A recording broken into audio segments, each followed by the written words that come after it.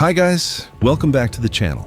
I'm Nathan, and today we're covering the deadliest theme park deaths ever recorded. From a girl who turned a water slide into a competition she couldn't quit, to a maintenance worker who stepped onto the track during a routine check and never made it back. It was March 11th, 2018, at a mid-sized water park in Southern California. A woman had been arguing over a basic safety rule most people followed without thinking. At first, it just slowed things down, but within minutes, it pulled someone else into a situation they had no control over. Linda Foss was 57 years old, visiting the park on a short trip with her husband. They had driven in from out of state, treating it as a simple break without much planning. She worked part-time at a small inn, managing the front desk, handling bookings, payments, and guest check-ins. Routine work she had done long enough to expect things to run a certain way. That afternoon, they headed to one of the park's main attractions, a simulation-style tram ride with continuously moving vehicles that fed into a tunnel of sudden jolts. By the time they reached the loading area, the line had already slowed behind her. Linda stopped at the entrance, arguing about the seatbelt instead of moving with the group. She pointed at it and refused to use it, saying it looked dirty and that she was wearing a white dress. She asked for a clean seatbelt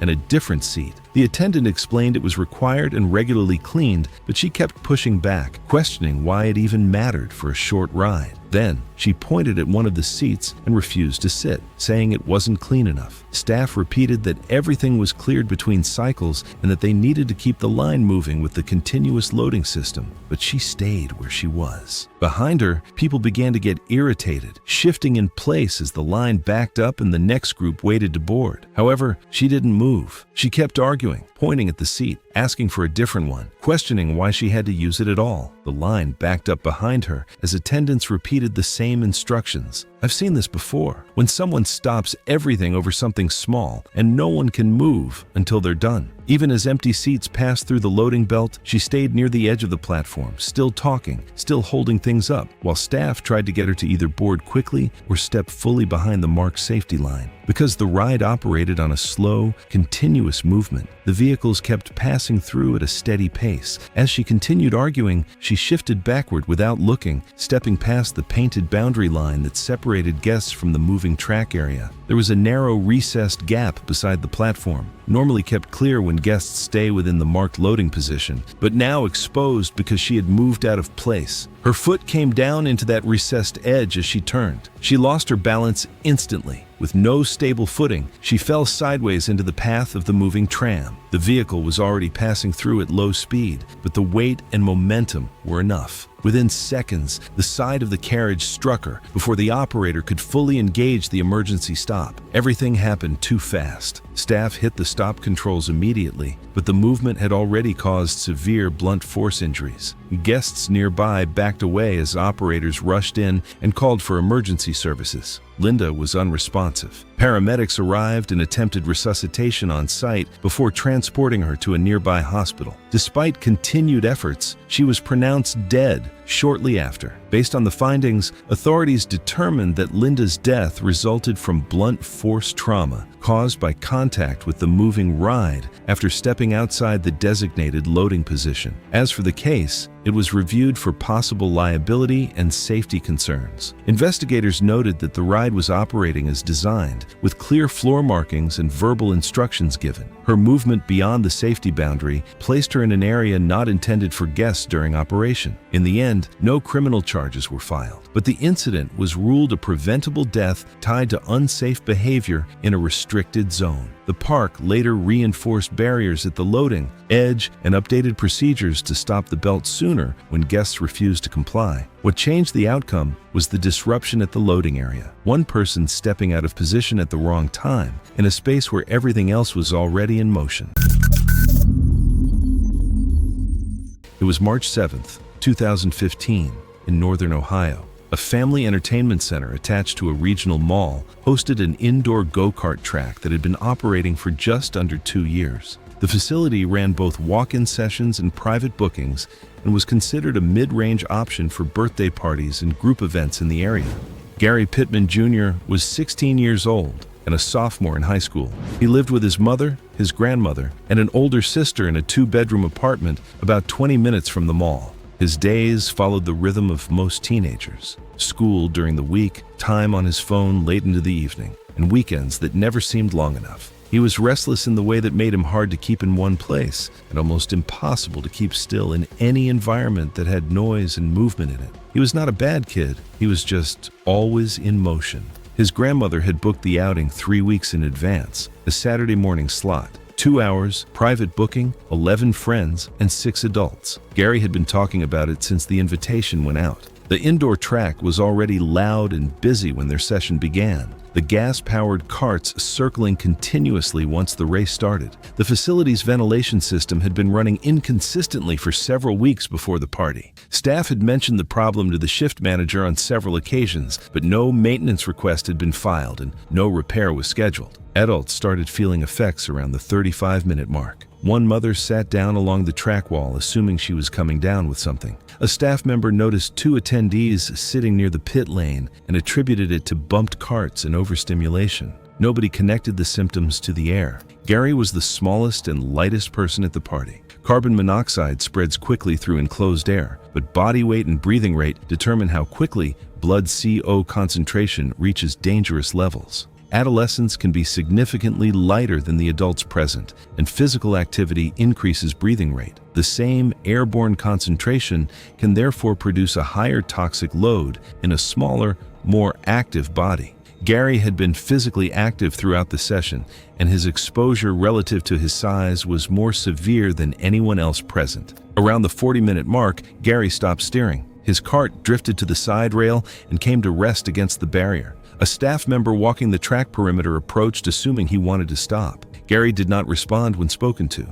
He was lifted from the cart and carried outside. The remaining attendees followed within minutes, and most began recovering in the open air almost immediately. Gary did not recover. He was the only person in the building who never regained consciousness after the initial exposure. The concentration of carbon monoxide relative to his body weight and his elevated breathing rate during the session produced a level of brain injury that was irreversible. He was removed from life support 2 days later without regaining any brain activity. The subsequent investigation determined that the carts were gas-powered and ran continuously during each session. The building relied on a primary exhaust fan to remove the fumes, but when the fans stopped functioning, exhaust began accumulating inside the track area.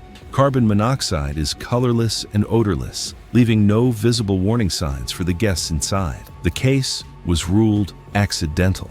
The facility had no carbon monoxide detectors anywhere in the building, not yet required by code in that state at the time. The entertainment center closed permanently within 3 months. 11 other attendees were treated and recovered fully. Gary's grandmother was among them. She had been inside the building for the entire duration of the session. Thanks for watching. If you like these stories, click here. It was June 22, 2014, at a regional amusement park outside Atlanta. Heat pressed down on the asphalt, stretching wait times and tempers. Phones stayed raised for reaction clips. The coaster cycled on schedule all afternoon. One teenage decision turned a routine dispatch into a silent shutdown and a recovery scene. Eli Carter was 16, a high school junior who split his time between classes and football conditioning. He was lean, competitive, and openly resentful of being corrected. He ran a small stunt Instagram for friends, minor dares edited to look fearless. He wasn't chasing fame. He wanted evidence he could outdo everyone watching. 2 weeks earlier, coaches benched him for ignoring tackling form instruction. Eli took it as disrespect rather than a correction. Friends later said he became louder after that, more performative. When phones came out, he pushed harder, framing defiance as confidence and treating every recorded moment as something he needed to win. That morning, Eli came with 3 friends and a friend's younger brother as a summer outing before school restarted. They traded phones in line and planned who would film whom. Eli kept repeating one idea: stand on the first drop to feel weightless and to catch it clearly on video. They chose a coaster using lap bars designed to lock a seated rider at the thighs and hips, relying on body weight staying low, especially at the crest when the train tips into a drop. The recorded safety message played. Several riders later interviewed said the group laughed through it. After the bar came down, Eli pressed the bar twice and nodded. On the lift hill, he slides his hips forward a few inches, creating visible slack at his thighs. To other riders, it looked like restless movement. On camera, it's clear his pelvis shifts closer to the seat edge. At the top, just before the chain disengaged, Eli planted his palms on the lap bar and pushed up like a dip. As the train tipped, the train accelerated downward beneath him. He didn't leap. The downward acceleration pulled him out. His hips cleared the bar first, then his torso rose above the restraint line. In the next instant, his legs follow into open space. Platform-mounted security footage later corroborated the timing of the fall. Eli struck the edge of a maintenance catwalk and then the support area below, with a dull impact distinct from the coaster's roar. The phone video shows him rise and vanish mid-frame, then the camera jerks down and the audio becomes layered, screaming. Riders in the same train felt it continue into the next element. Then the brakes hit and the cars stopped farther down the course. Theme park emergency services were immediately notified. Eli was found lying below the track, motionless, blood pooling into the gravel, one arm trapped beneath his body at an extreme angle. He was not breathing. Medics assessed for a pulse, briefly assessed airway and circulation, but the extent of head and neck injury was immediately apparent. Resuscitation efforts were discontinued and death was pronounced shortly. The medical examiner ruled the cause of death catastrophic blunt force trauma. The primary fatal injury was a high cervical spine fracture, meaning the neck broke high enough to instantly disrupt breathing and heart control, with additional head injury and internal bleeding. Toxicology was negative. The report stated the restraint functioned as designed for a seated rider and that standing created a foreseeable ejection risk. Investigators collected the on-ride phone recording, bystander footage, and platform surveillance before closing the ride for inspection. In the weeks that followed, Eli's school quietly banned stunt challenge content tied to team activities after students attempted to imitate the behavior in controlled settings. It was June 9, 2017, at a small amusement park in Indiana, where the air hung warm and still over a wooden roller coaster that creaked with every passing train. The structure stretched across the park like a lattice of aging timber, its tight curves and overlapping beams creating long, blind sections along the track. From the ground, visibility was limited, especially in the mid-course where the ride dipped low and curved back into itself. Once a train disappeared into that section, it stayed out of sight for several seconds. Caleb Rourke, 32, worked as a maintenance technician at the park. He had a reputation for handling problems quickly, the kind of worker who preferred fixing something immediately rather than shutting a ride down longer than necessary. Earlier that day, operators noticed a train returning slower than expected. It wasn't a full breakdown, but enough to call him in. The ride was stopped and the last train was held in the station while he entered the track area through a side access point. Standard procedure required a full lockout, a physical measure that prevented the ride from being dispatched. Instead, the system was placed in a temporary hold. It was a shortcut that depended on coordination rather than a physical safeguard. Caleb moved along the track, stepping over wooden cross ties, inspecting wheel assemblies and guide rails along a mid-course section. He located the issue, a minor alignment problem, and reset the component by hand. It was the kind of fix that didn't take long, which made the decision to keep things moving feel routine. Once finished, he began walking back toward the nearest exit platform. The structure around him narrowed the path, beams rising on both sides and limiting how far ahead he could see. At the control booth, operators prepared to run a test cycle. The section where Caleb had been working was completely out of view. Based on the timing and the assumption that maintenance had cleared, they moved forward. The train was dispatched. It climbed and entered the course under normal operating speed.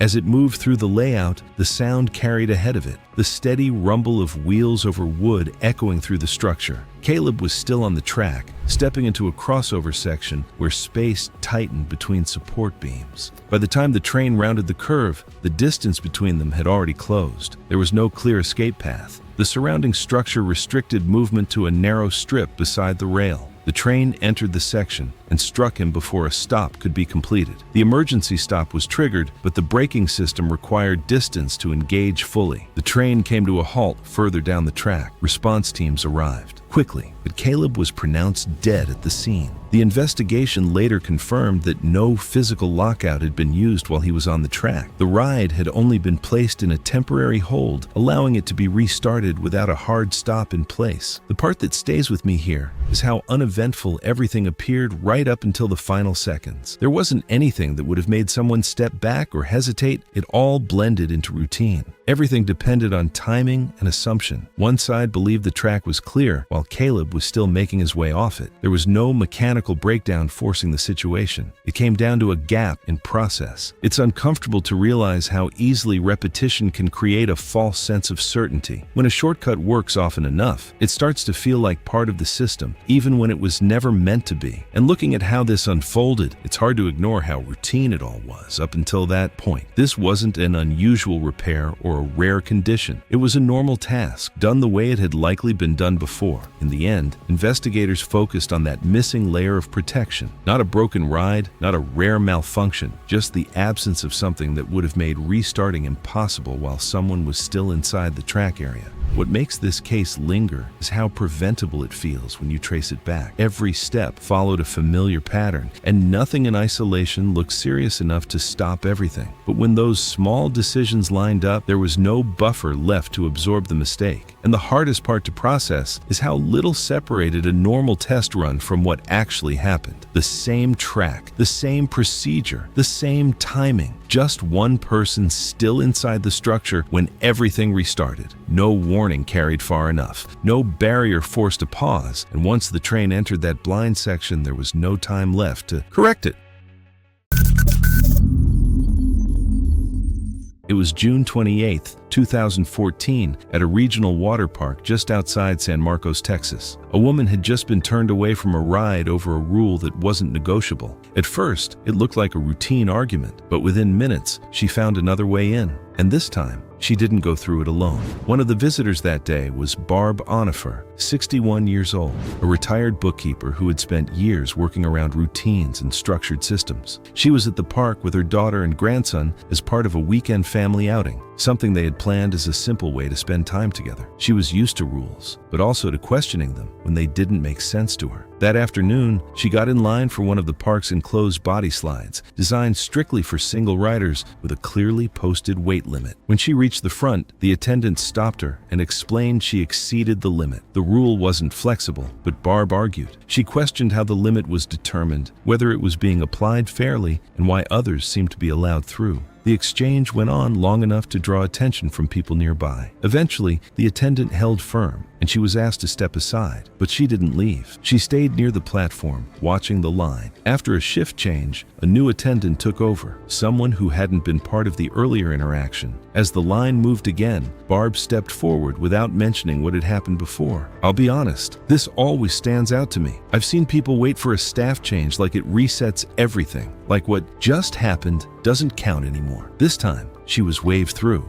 At the dispatch point, she was instructed to wait for the signal and go one at a time. But as the previous rider cleared the slide, Barb moved ahead early, entering the launch position before the attendant gave the next dispatch cue. Behind her was another guest, a teenage boy later identified as Rohan Lee, 16, who had been waiting for his turn. From his position, it appeared the cycle had reset, and Barb's movement signaled the next dispatch. As Barb pushed off into the slide without authorization, Rohan followed just seconds after, believing it was his turn before proper spacing had been re-established. Inside the enclosed tube, that spacing mattered. The slide was designed so each rider had enough distance for water flow to regulate speed. With two riders too close together, and with Barb exceeding the intended weight, the balance was disrupted. Barb accelerated faster than expected, while Rohan, entering just behind her, began gaining on her through the turns. People waiting near the exit later said they could hear the difference. Instead of the usual steady rush of water, there were irregular, heavier impacts echoing through the tube, two bodies moving through sections too close together. Inside, neither of them had visibility or control over the distance between them. By the final section, Rohan had nearly closed the gap. Barb exited the slide first, but still carrying more speed than intended. The run-out channel, designed to slow riders gradually, began reducing her speed, but not enough to create safe separation before the next rider arrived. Seconds later, Rohan shot out of the exit behind her. He collided directly into her back at speed. The impact drove both of them forward through the shallow run-out channel and into the end barrier. While the barrier was padded, it was mounted over a rigid support. Barb was forced into it with combined momentum, her body compressed between the structure and the force of Rohan's impact from behind. Lifeguards stationed at the exit reacted immediately. They entered the water within seconds and pulled both riders clear. Barb was unresponsive. Rohan was conscious but disoriented, showing signs of head impact and breathing difficulty. Emergency services were called immediately. On-site medical staff began resuscitation efforts on Barb while stabilizing Rohan. Both were transported to a nearby hospital. Barb Onifer, 61, was pronounced dead shortly after arrival due to severe blunt force trauma to the chest and head, consistent with high force compression against a fixed structure. Rohan Lee survived with a concussion, rib bruising, and minor fractures. In the investigation that followed, the ride was found to be operating within normal parameters. There were no mechanical failures. The weight limits and rider spacing rules were critical to maintaining safe speeds and preventing collisions inside the slide. It was October 18, 2016, in northern Georgia. A regional theme park was running its annual Halloween event, drawing some of its largest crowds of the year. A walk-through haunted house on the park's east side had been operating every October weekend for the previous 4 seasons. Connie Bredlow was 41 and worked as a billing coordinator at a dental office 20 minutes from her house. She commuted the same route every day, brought her lunch, and was home by 6 p.m. most evenings. She was organized and detail-oriented, the kind of person who liked to understand how things worked before making decisions. Once she felt confident about a situation, she trusted her own judgment. She was not reckless, but she tended to rely on her own reasoning rather than automatically following every rule placed in front of her. She had brought her 13-year-old nephew to the park as part of a routine they kept throughout the year. Once a month, they would go somewhere together, his choice during the summer and hers in the fall. The haunted attraction was a seasonal installation, assembled each fall inside a permanent building shell. The interior was lined with black polyester fabric panels, foam-carved wall sections, and multiple fog machines. The building had no sprinkler system. Emergency exit signs had been installed throughout, but each operating night staff covered them with black fabric to keep the green glow from breaking the visual atmosphere. On the night Connie and her nephew attended, a fog machine near the midpoint of the walkthrough overheated and ignited the polyester fabric panel hanging directly above it. The material caught fire within seconds. Smoke filled the midpoint section almost immediately. Guests pushed back toward the entrance through the narrow corridor, and Connie and her nephew became separated in the movement. Her nephew exited with a group of other guests, sustaining minor burns to his forearms from a fabric panel that had caught along the corridor wall near the exit. Connie moved in the opposite direction, deeper into the structure, looking for another way out. In a functioning attraction, that decision would have been reasonable. The exit was ahead, not behind. But with the signage covered and visibility collapsing in the smoke, she had no way of knowing how far the exit was or where it was positioned. She located a door in the rear section. It was a marked emergency exit. She pushed on it. It did not open. The door had been zip-tied shut from the outside by a staff member at the start of the operating night to prevent guests from exiting into a backstage area. This had been standard practice throughout the entire season. Connie pushed on the door repeatedly. The smoke in that section was dense. She did not move away from the door. A staff member entering through a service access after the fire was brought under control found her on the floor 18 inches from the door. She had been in heavy smoke exposure for approximately 9 minutes. Connie died from a smoke inhalation. Her nephew was located outside and treated for minor burns to his forearms. The investigation found that the fog machine responsible for the ignition had been overheating for 2 consecutive operating days with no maintenance report filed. Polyester fabric lined much of the interior wall space inside the attraction. The material ignites quickly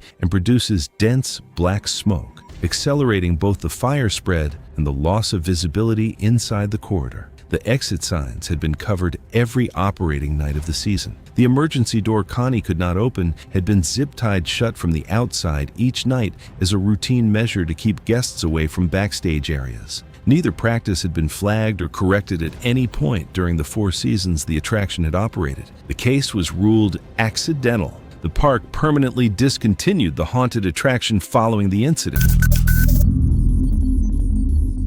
It was August 3rd, 2016, in Gatlinburg, Tennessee, where a zipline course ran across a wooded hillside just outside the main tourist strip. From a distance, everything looked controlled. Staff at each platform, Riders sent one at a time, but the entire system depended on one thing. Every connection had to be checked correctly. Just before her turn, Karen Doyle, 44, stood near the front of the platform. She worked in real estate, a job built on negotiation and control, and that mindset carried into small moments like this. Years earlier, she had spent time at an indoor climbing gym. Not recently, but enough to feel familiar with harnesses and gear. And I've seen that pattern before. Just enough experience to feel like you already understand the system, which is usually where people start skipping parts that matter most. The setup was straightforward. The harness secured around the waist and legs, with a reinforced front loop designed to hold full body weight. That was the only correct attachment point for the carabiner connected to the zipline trolley. There were also side gear loops, which looked similar but were thinner and more flexible, meant to carry small items, not a person. If you weren't paying close attention, they could look close enough to pass. As the guide moved down the line, each rider received the same hands-on check, physically confirming the carabiner was clipped to the correct loop before allowing them forward. When the guide reached Karen,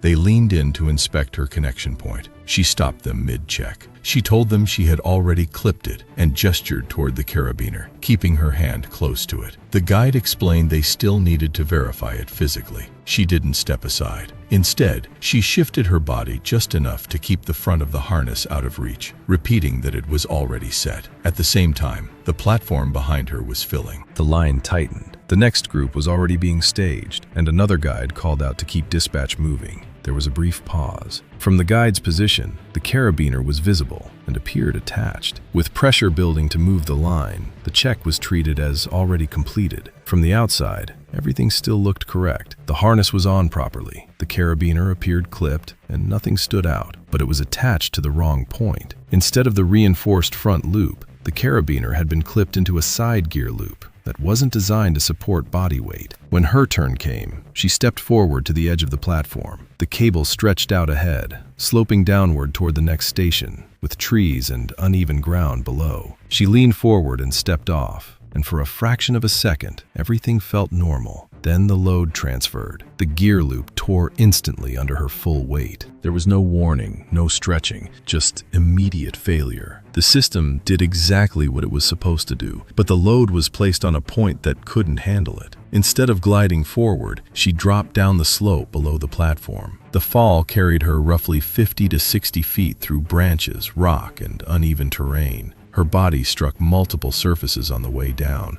altering her path but not reducing the force of impact. People on the platform heard the tear before they understood what had happened, followed by sudden movement below the tree line. When they looked back, the line above was already swinging empty. And this is what got me when I was going through the reports on this. Nothing starts as a big mistake. It's always something small. The kind of thing that probably happens all the time without consequences. But in this case, that one step was the whole system. Once it's skipped, everything after it just plays out exactly as designed. Staff responded immediately, moving down the slope as quickly as the terrain allowed, while emergency services were called. It took several minutes to reach her due to dense vegetation and uneven ground. By the time responders arrived, the injuries were already severe. Multiple blunt force trauma consistent with a high fall. She was transported, but did not survive. The investigation focused on the harness and connection point. The torn gear loop was recovered with the carabiner still attached, and the harness showed no defects. Staff confirmed the safety check had been interrupted and not fully completed. She had been told they needed to check, but she stopped it. Afterward, protocols were updated to require full, hands-on verification before every launch. Witnesses said everything had looked normal until it suddenly went quiet. It really just comes down to that moment. She was told they needed to check. It wasn't confusing or hidden. It was right there in front of her. And everything that happened after came from that one decision to not let it happen. It was July 18th, 2016, inside an indoor water park in Ohio, where the air felt heavy with humidity, and the constant sound of rushing water echoed through the enclosed structure. The lighting barely changed, giving the place a controlled, almost artificial atmosphere. Lines moved steadily, and riders kept entering slides without pause. Haley Vant was 19, working a part-time job, and had come to the park with co-workers after a late shift. She had energy even after long days, the kind of person who kept things going when others were ready to leave. That night it was her, but there was something more specific driving her. Earlier, she had timed one run on the enclosed body slide, fast enough to turn into a small competition. Quick glances at phones, laughing claims about the best time. She wanted one more run to beat it. They had gone through several attractions, but she kept returning to that same enclosed slide. It was fully covered, around 180 feet long, with tight curves. Earlier, staff noted the water flow wasn't as strong. It had been reduced due to a partial blockage, but the ride remained open. Riders were spaced manually. At one point in line, someone mentioned the slide felt slower. She heard it and chose to go anyway, even joking she'd push off harder to make up for it. By the time she reached the front again, spacing wasn't consistent. The rider ahead entered slowly and didn't build enough momentum. What happened next had to be pieced together. No one outside saw it in real time. She entered feet first, pushing off harder than before, gaining speed at first. But deeper into the slide, reduced water flow started to matter. Friction increased, slowing her earlier than expected. You can feel the shift before it fully happens. The speed drops early. The sound of water changes. The slide doesn't carry the way it should. As she came around one bend, she hit the rider ahead, hard. A sudden stop that folded her forward into the curve. That was it. The exact moment everything locked in place. From here, there was no clean way out. The rider ahead had stalled.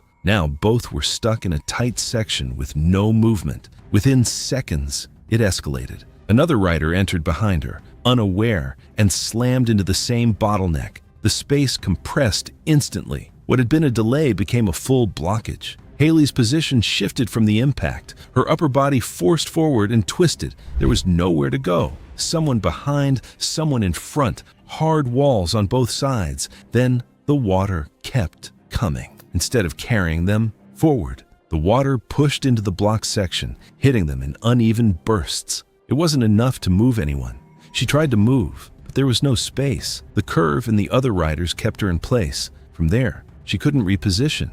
Her breathing became uneven as water kept getting in the way. She couldn't get a full breath. Inside the enclosed tube, sound didn't carry well. Any calls for help stayed inside. At the top, dispatch continued briefly before operators realized riders weren't exiting on time. Once operators stopped sending riders, they initiated a check. Maintenance accessed the slide, but it still took minutes to reach the blockage. By the time they reached her, she was unresponsive. She was removed, and responders attempted resuscitation, but she was later pronounced dead. The findings pointed not to classic positional asphyxia, but to compressive restriction and water-related airway compromise during the pileup. She couldn't get effective breaths while intermittently inhaling water, trapped with no way to recover, made worse by the delay. The review pointed to reduced water flow, inconsistent spacing, and delayed recognition. The slide was closed and procedures were adjusted. And honestly, this is the part that stays with me. Nothing about this started as dangerous.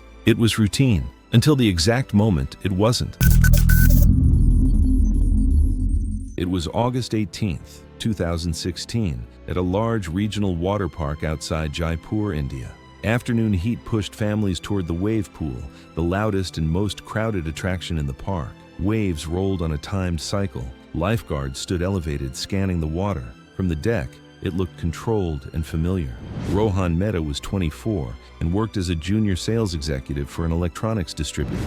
He spent most of his week driving between shops, competing with older colleagues for commissions. Friends described him as eager to stand out, especially in groups. He liked dares that made people look twice, not because he was reckless, but because attention felt earned. Rohan was a strong swimmer by casual standards. He'd grown up around pools and believed wave pools were easier than open water because they were supervised. He had no formal training and no respect for posted depth markers. To him, the waves were predictable, something you could play against if you timed them right. That afternoon, the wave pool was near capacity. Shallow and deep zones were separated by floating ropes and warning signs. Rohan crossed into the deep end with friends, then went farther, past the rope, toward the wave generators. Lifeguards signaled for him to move back. He waved them off and stayed where the water felt stronger. When the wave cycle began, Rohan positioned himself facing the oncoming swell. Instead of floating on his back like others nearby, he dove forward, pushing under the wave as it crested.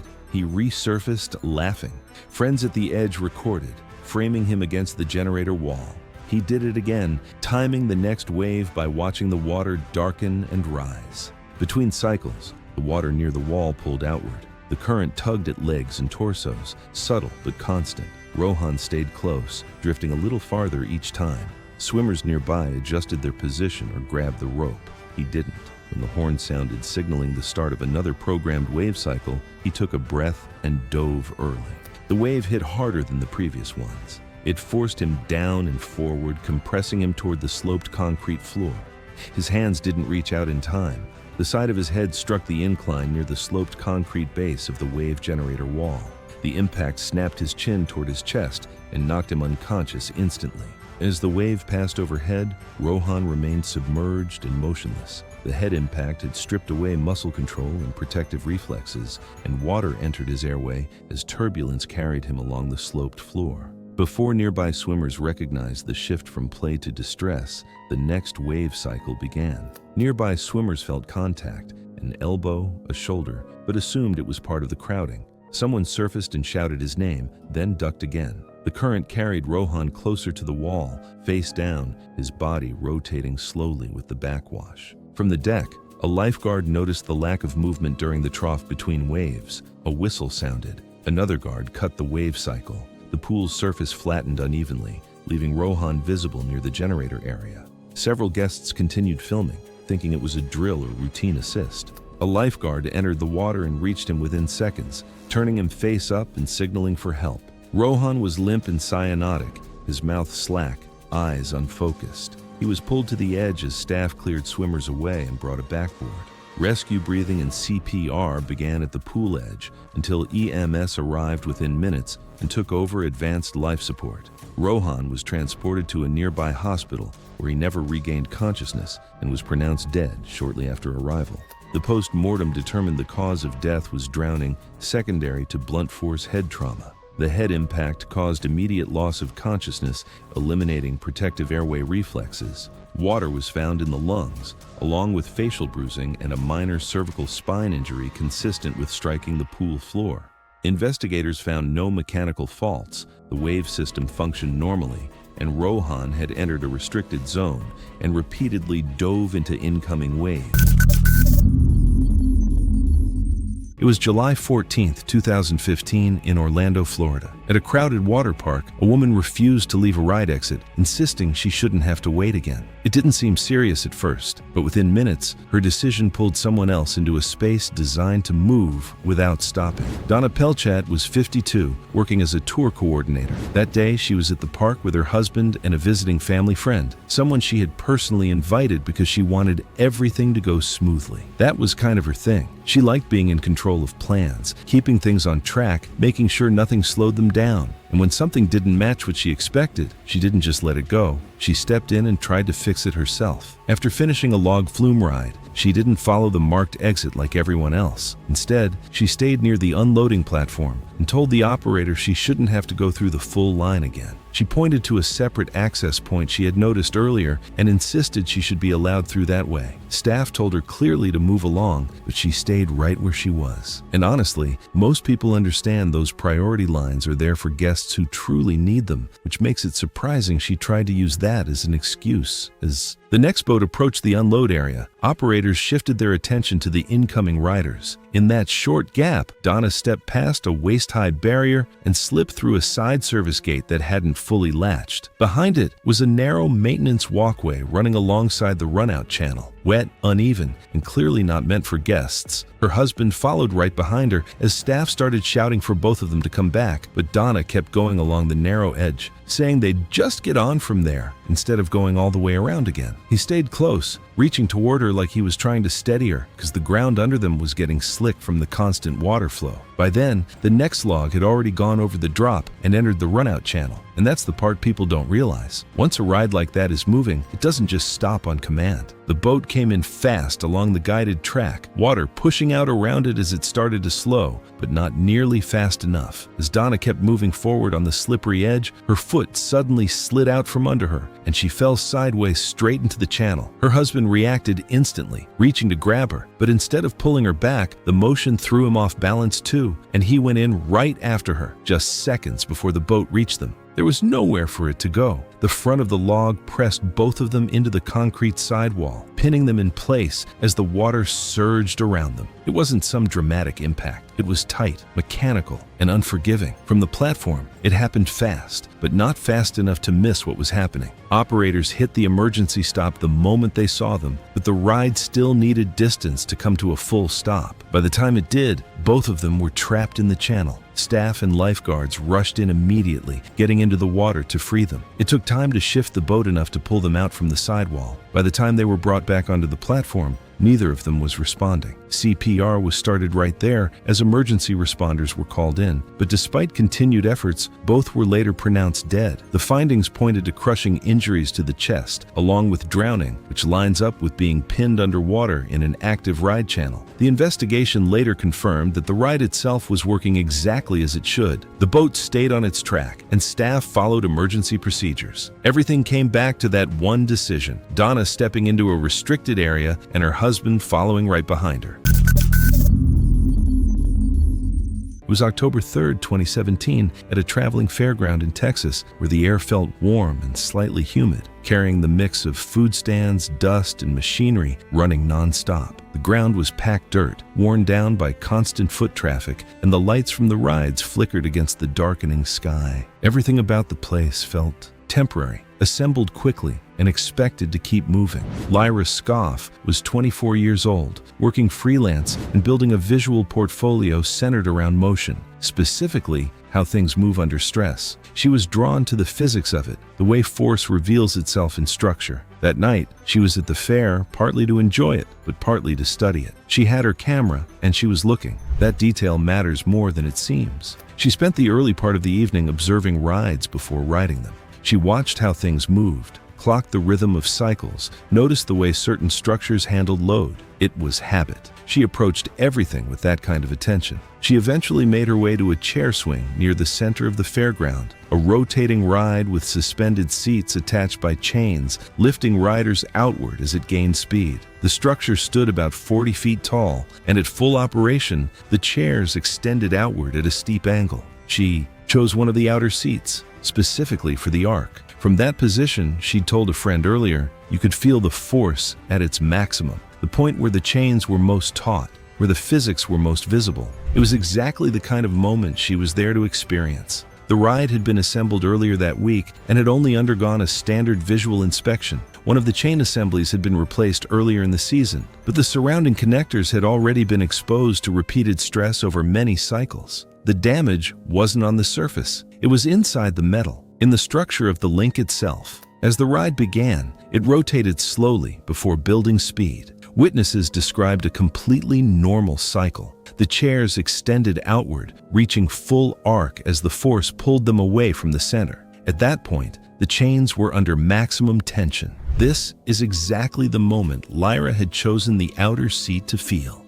Near the top of her, chain assembly, a connector link weakened by repeated stress and minor corrosion reached its limit, not from anything unusual, but from exactly the force the ride was designed to generate. The load it had handled hundreds of times before. This time, the margin was gone.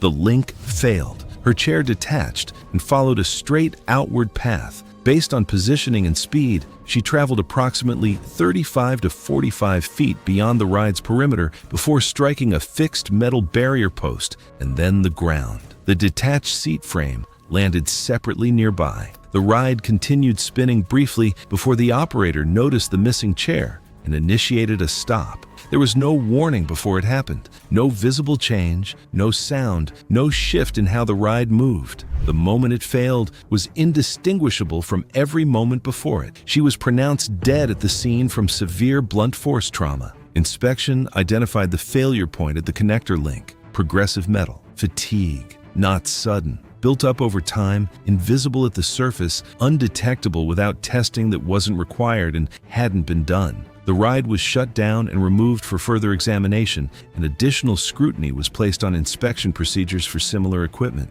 She was looking at the right thing. It was September 7, 2017, in Central Florida. A large regional theme park was running its Sunday afternoon parade in front of an estimated 2,000 spectators gathered along the main route. Eunice Driggers was 67 and had spent 22 years working in a school cafeteria before retiring 4 years earlier. She was up every morning by 6 a.m. out of habit, tended her garden before the heat set in, and usually had dinner ready by 5 p.m. She moved slowly, was hard of hearing on her left side, and when she focused on something in front of her, she rarely looked away. Her daughter had brought the family to the park for the day. Eunice's 2 grandchildren were participating in the park's Junior Performer program, placed in costume roles near the front of the afternoon parade. Eunice had been talking about seeing them in it for 3 weeks. She positioned herself along the barrier rope on a slight downhill section of the route well before the parade began, choosing a spot she believed would give her the best angle for a photograph. The closing float was a large, custom-built vehicle weighing approximately 5 tons, operated by a driver inside an enclosed compartment with sightlines limited to 2 small, forward-angled mirrors. The float followed the parade route slowly behind the final group of performers as it approached the slight downhill section near the finale stage. On the afternoon of the incident, the parade ran on schedule. Eunice's grandchildren passed her position early in the parade in their costumes, approximately 35 feet ahead of the closing float when it reached her section of the route. Eunice had stepped 18 inches past the barrier rope to get a clear photograph. She was focused on her camera and facing away from the approaching float. The closing float entered the downhill grade, approaching the finale stage. The driver applied the brakes at the standard point on the route, but the braking response was weaker than expected, and the float continued rolling down the grade. The increase in speed was gradual enough that spectators behind the barrier did not immediately recognize it as a loss of control. Parade music and crowd noise filled the route. Eunice's hearing loss on her left side meant she did not register the float approaching behind her. She was still looking through her camera when the float reached her position. The float's front left wheel assembly struck Eunice from behind. Several dozen spectators on both sides of the barrier witnessed the impact. The driver did not have a sight line to her position at ground level from his mirrors. The float traveled an additional 14 feet before coming to a stop against a decorative barrier at the base of the grade. Eunice died at the scene from crush injuries to the chest and abdomen. Her grandchildren were in costume 35 feet ahead, facing the stage when the impact occurred. Her daughter was standing behind the barrier rope approximately 20 feet away and witnessed the full sequence. The case was ruled accidental. During the subsequent review, investigators confirmed that the float's brake system had been the subject of 3 written complaints from the driver earlier in the season describing delayed braking on downhill grades. The reports had been logged by operations staff, but were never forwarded to the maintenance department. The float driver was not criminally charged. The park reached a civil settlement with Eunice's family within 4 months. Her grandchildren were escorted from the parade route by park staff before being returned to their mother. It was June 14, 2016, in eastern Tennessee. A mid-sized regional theme park was running at near full capacity on a Saturday afternoon, with families spread across the grounds and a steady line forming at a bungee jump attraction near the park's east entrance plaza. Sheila Bundick was 28 and had spent the last 4 years as a shift supervisor at a mattress retail store 2 hours from the park. She kept her head down, showed up on time, and avoided making waves. Most evenings followed the same pattern: television, takeout, and bed after midnight. She had come to the park that day with her boyfriend, Danny, who had planned the trip as a weekend outing. The bungee jump had been his idea from the start. Sheila hesitated when they reached the attraction, telling him she wasn't sure she wanted to do it. Danny encouraged her to try it at least once while they were already there. At the booth, a staff member moved through the safety briefing quickly. The line was long, and the operator had been rotating people through at pace all afternoon. Sheila signed the waiver without reading it and stepped past the posted instruction sign without stopping to review it. When her turn came, Danny suddenly changed his mind. He stepped away from the harness station and moved to the platform railing to watch instead.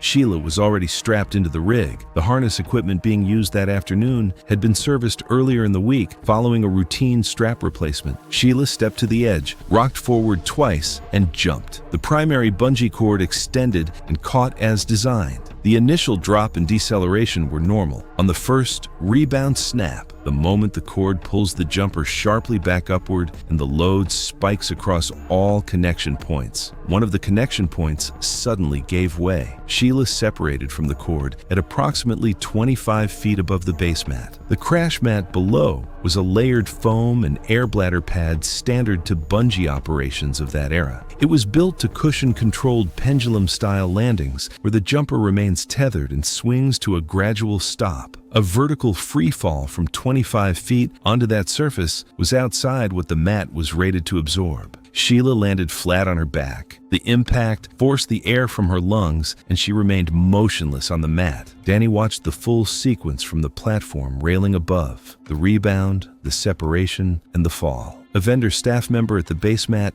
reached her within seconds. Sheila was conscious and responded to his voice, but did not appear to understand what had happened or where she was. She was transported from the park that afternoon, but died 6 hours later from internal hemorrhaging, caused by severe internal trauma and multiple spinal injuries. The case was ruled accidental. During the subsequent equipment examination, investigators confirmed that the carabiner clip had not been fully seated in the gate locking mechanism, though from the outside it appeared closed. The unseated gate was identified as the direct cause of the release during the rebound. The vendor's operating contract with the park was suspended and never reinstated. The technician who performed the harness reassembly was identified through internal work logs. No criminal charges were filed against any individual. Danny provided a full account as the only witness present at platform level. The vendor's business ceased operations within the year. It was May 7th, 2019, and the Ozark Hills outside Branson, Missouri were still holding on to the dampness of an unusually wet spring. The trees were green but heavy. The soil was soft in places that it shouldn't be. Kevin Broff was 51, an entertainment investor whose fortune came from financing luxury resorts, casinos, and major theme park expansions across the country. After retiring, he spent millions building a private amusement park on wooded land outside Branson. It featured a towering wooden roller coaster, staffed midway games, animatronic attractions, and an underground limestone grotto system beneath the property. The centerpiece was a massive natural cave directly underneath one of the coaster's main support sections. Kevin didn't want it to look like a theme park cave. He wanted it to look expensive. Most attractions use lightweight foam or resin panels for underground theming because they're manageable, safe, and easy to anchor. Kevin rejected that entirely. He imported actual quarry limestone slabs because, in his mind,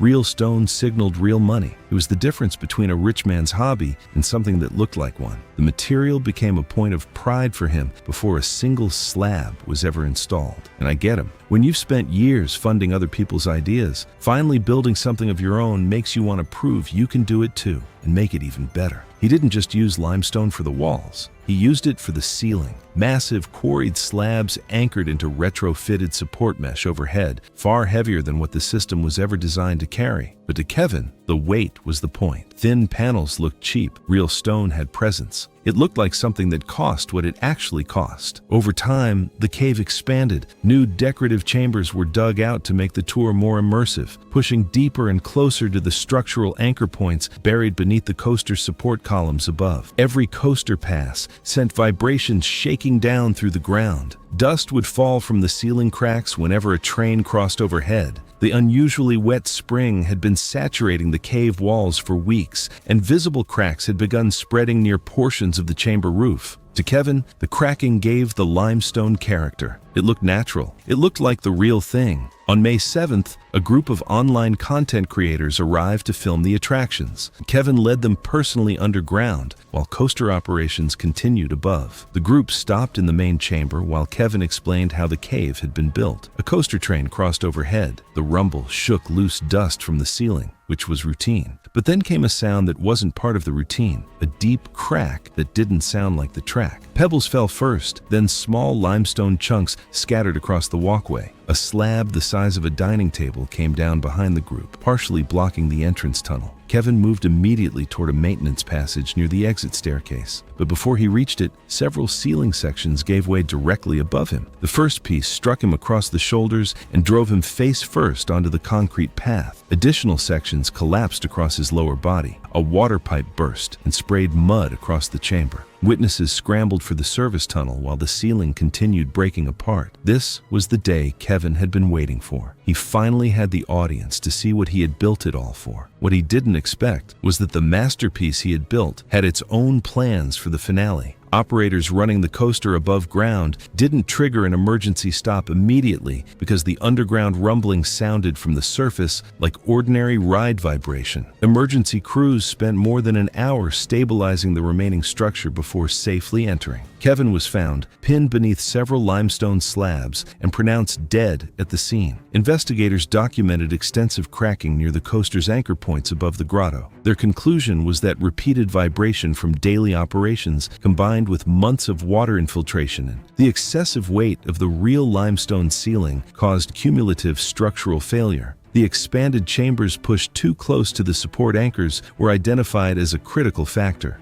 Several underground sections were demolished. The coaster was shut down and never fully reopened. The private amusement park sat largely abandoned after that.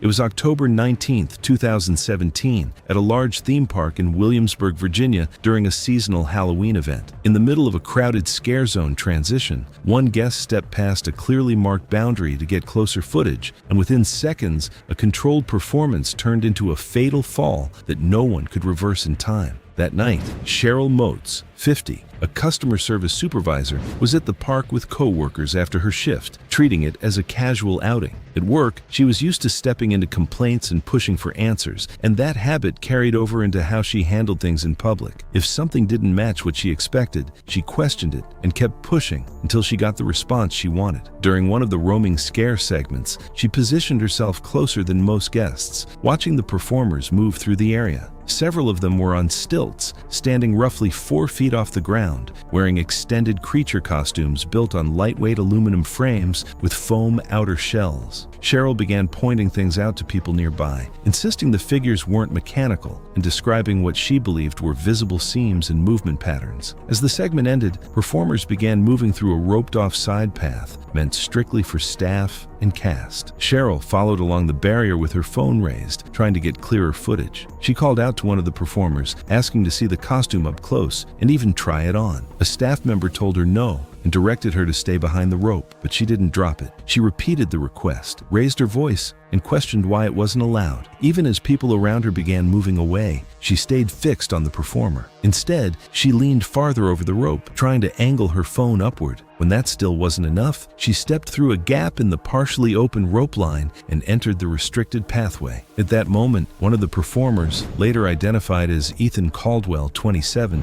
a seasonal stilt actor, was moving through the exit route. He was elevated on drywall-style peg stilts, secured with leg straps and a waist harness. With a headpiece that limited his downward visibility, the costume extended his height further with a lightweight frame, making balance heavily dependent on controlled, predictable movement. Cheryl moved directly toward him, still filming. Staff immediately called out for her to step back, but she didn't. Instead, she closed the distance further, stepping into his path just as he began to pivot toward the exit corridor. The sudden obstruction forced an immediate adjustment. With limited visibility and no space to move around her, Caldwell shifted his weight to compensate. It wasn't enough. His right stilt came down slightly off-angle near the edge of the walkway. With his balance already compromised mid-turn and the added height of the costume frame, the correction failed. The structure amplified the instability instead of absorbing it. He went forward. Directly ahead, along the edge of the pathway, were decorative Halloween props. Jagged, spike-like elements rising at uneven angles from a low base, set as a visual barrier between the path and the themed area. The fall was uncontrolled. From several feet up, his upper body pitched forward first. With his arms restricted inside the costume frame, he couldn't break the fall. His momentum carried him down hard onto the ground and the concealed base structure beneath the display. The impact hit across his upper chest and side at once. The force, combined with his height, drove him into the rigid edge of the base before the costume frame collapsed over him, pinning him briefly. The sound changed everything. At first, the crowd didn't react. Then, people nearby stepped back abruptly. He wasn't moving. Witnesses rushed in immediately, lifting sections of the costume and pulling him clear. Caldwell was conscious, disoriented, in invisible pain, but responsive as medical staff stabilized him. Cheryl, who had been standing directly in front of him,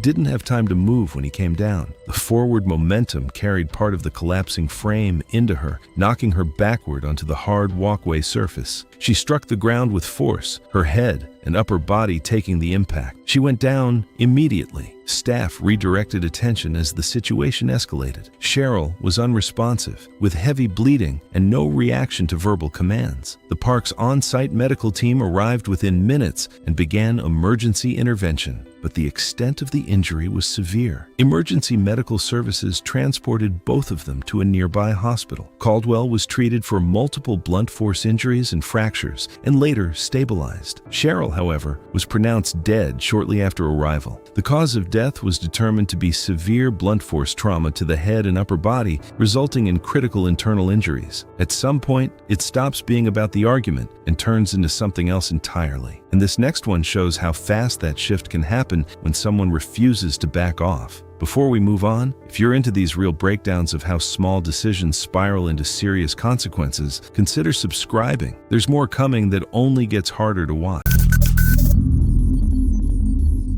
It was June 14th, 2017, in Sandusky, Ohio. The park was running at full capacity, dispatching trains every few minutes. From the outside, everything looked routine. Lines moving, restraints checked, trains clearing the station without delay. But at the loading stage, before the ride even began, a clear warning was already being given and then ignored. Earlier that afternoon, Melissa Raines, 38, stepped into the queue. She managed a boutique clothing store, and that day, she visited the theme park with a client and her teenage daughter as a favor, trying to keep the relationship intact after a difficult stretch in business. Most of the day, she followed along, stepping into rides she normally wouldn't choose. Backing out would have felt awkward. She spent her days pushing through hesitation and getting past resistance, but in a system built on fixed rules, that instinct doesn't work the same way. At the ride entrance, a test seat sat off to the side. Melissa stepped in, pulled the lap bar down, and it stopped short. There was a visible gap between the restraint and her lap. The operator checked it, then told her it wouldn't lock safely. He pointed out the issue clearly. There was too much space between the bar and her body. Bulky layers around her waist and hips were preventing the bar from sitting low enough, where it needed to. He asked her to remove the outer layer and try again. She didn't. She brushed it off, saying it was close enough and that she'd be fine, then stepped out and moved back into the line anyway. And this is the part people always argue with. I've seen it over and over. People saying they'd just try again, or that it would probably still be fine. But that test seat isn't there to slow you down. It's there to stop you when something isn't right. By the time she reached the platform, the train was already loading. Seats were filling quickly, and operators were moving fast to keep the cycle going. She sat down, outer layer still on, and pulled the lap bar toward her. It clicked, but not in the position it needed to be. The restraint locked, but it sat higher than intended. Instead of securing firmly across her lower body, it rested above it, leaving a gap that wasn't obvious during a quick check. An operator came by and pressed down once. It didn't move further. The indicator showed locked. No one asked her to adjust or remove the layer again. And that's how it passed, because the system confirmed the lock, not how well it actually secured her. From the outside, everything looked correct. The restraint was down, the signal cleared, and the train was dispatched. As the train climbed the lift hill, nothing felt wrong. The upward motion pressed her into the seat, masking the looseness. Even a poor fit can feel stable when the force is pushing you down. But that only lasts until the top. As the train crested, the chain released, and the motion shifted forward. The downward force dropped, then reversed as the train tipped into the first drop. And this is where everything goes wrong. As the negative force took over, her body began to lift. The layers around her waist compressed further, removing what little contact the restraint had. The gap widened instantly. Her hips rose first, then her torso, and there was nothing left holding her in place. The separation happened as the train tipped into the drop. Riders behind her saw it immediately. The seat in front of them was suddenly empty. It happened too fast for anyone to react. Her body struck a steel support structure roughly 40 feet below, then fell into a restricted area beneath the track as the train continued. Emergency services were called, but the injuries were fatal. The medical examiner confirmed blunt force trauma. The investigation found the restraint had locked, but not in a position that could secure her under changing forces, an issue already identified at the test seat. Nothing failed. The system worked as designed. The only thing that changed was the decision to move forward after being told not to. I've gone through way too many of these cases, and it's always the same moment. A clear no gets pushed just enough until it becomes negotiable. The problem is, once you push past that line, you're not in control anymore. It was May 19th, 2015, at a large regional amusement park in Sandusky, Ohio. The day was clear and crowded, but controlled. Trains ran normally, no systems failed, no alarms sounded. What followed came down to timing, confidence, and a single decision made between dispatch intervals. Derek Morrow was 38, a union electrician from Toledo who worked around live panels, moving booms, and rotating equipment. He knew how machines behaved and believed that understanding motion mattered more than posted rules. Co-workers described him as capable but impatient, quick to bypass procedures he thought slowed competent people down. He wore a brand new baseball cap he'd bought that morning, a limited run he'd searched for and paid extra to get. He liked how it fit and how clean it looked. Losing it felt careless and irritating, the kind of mistake he believed shouldn't happen if you were paying attention. That afternoon, Derek stood near a gondola arm swing ride, the kind that rotates large, open gondolas on a sweeping mechanical arm.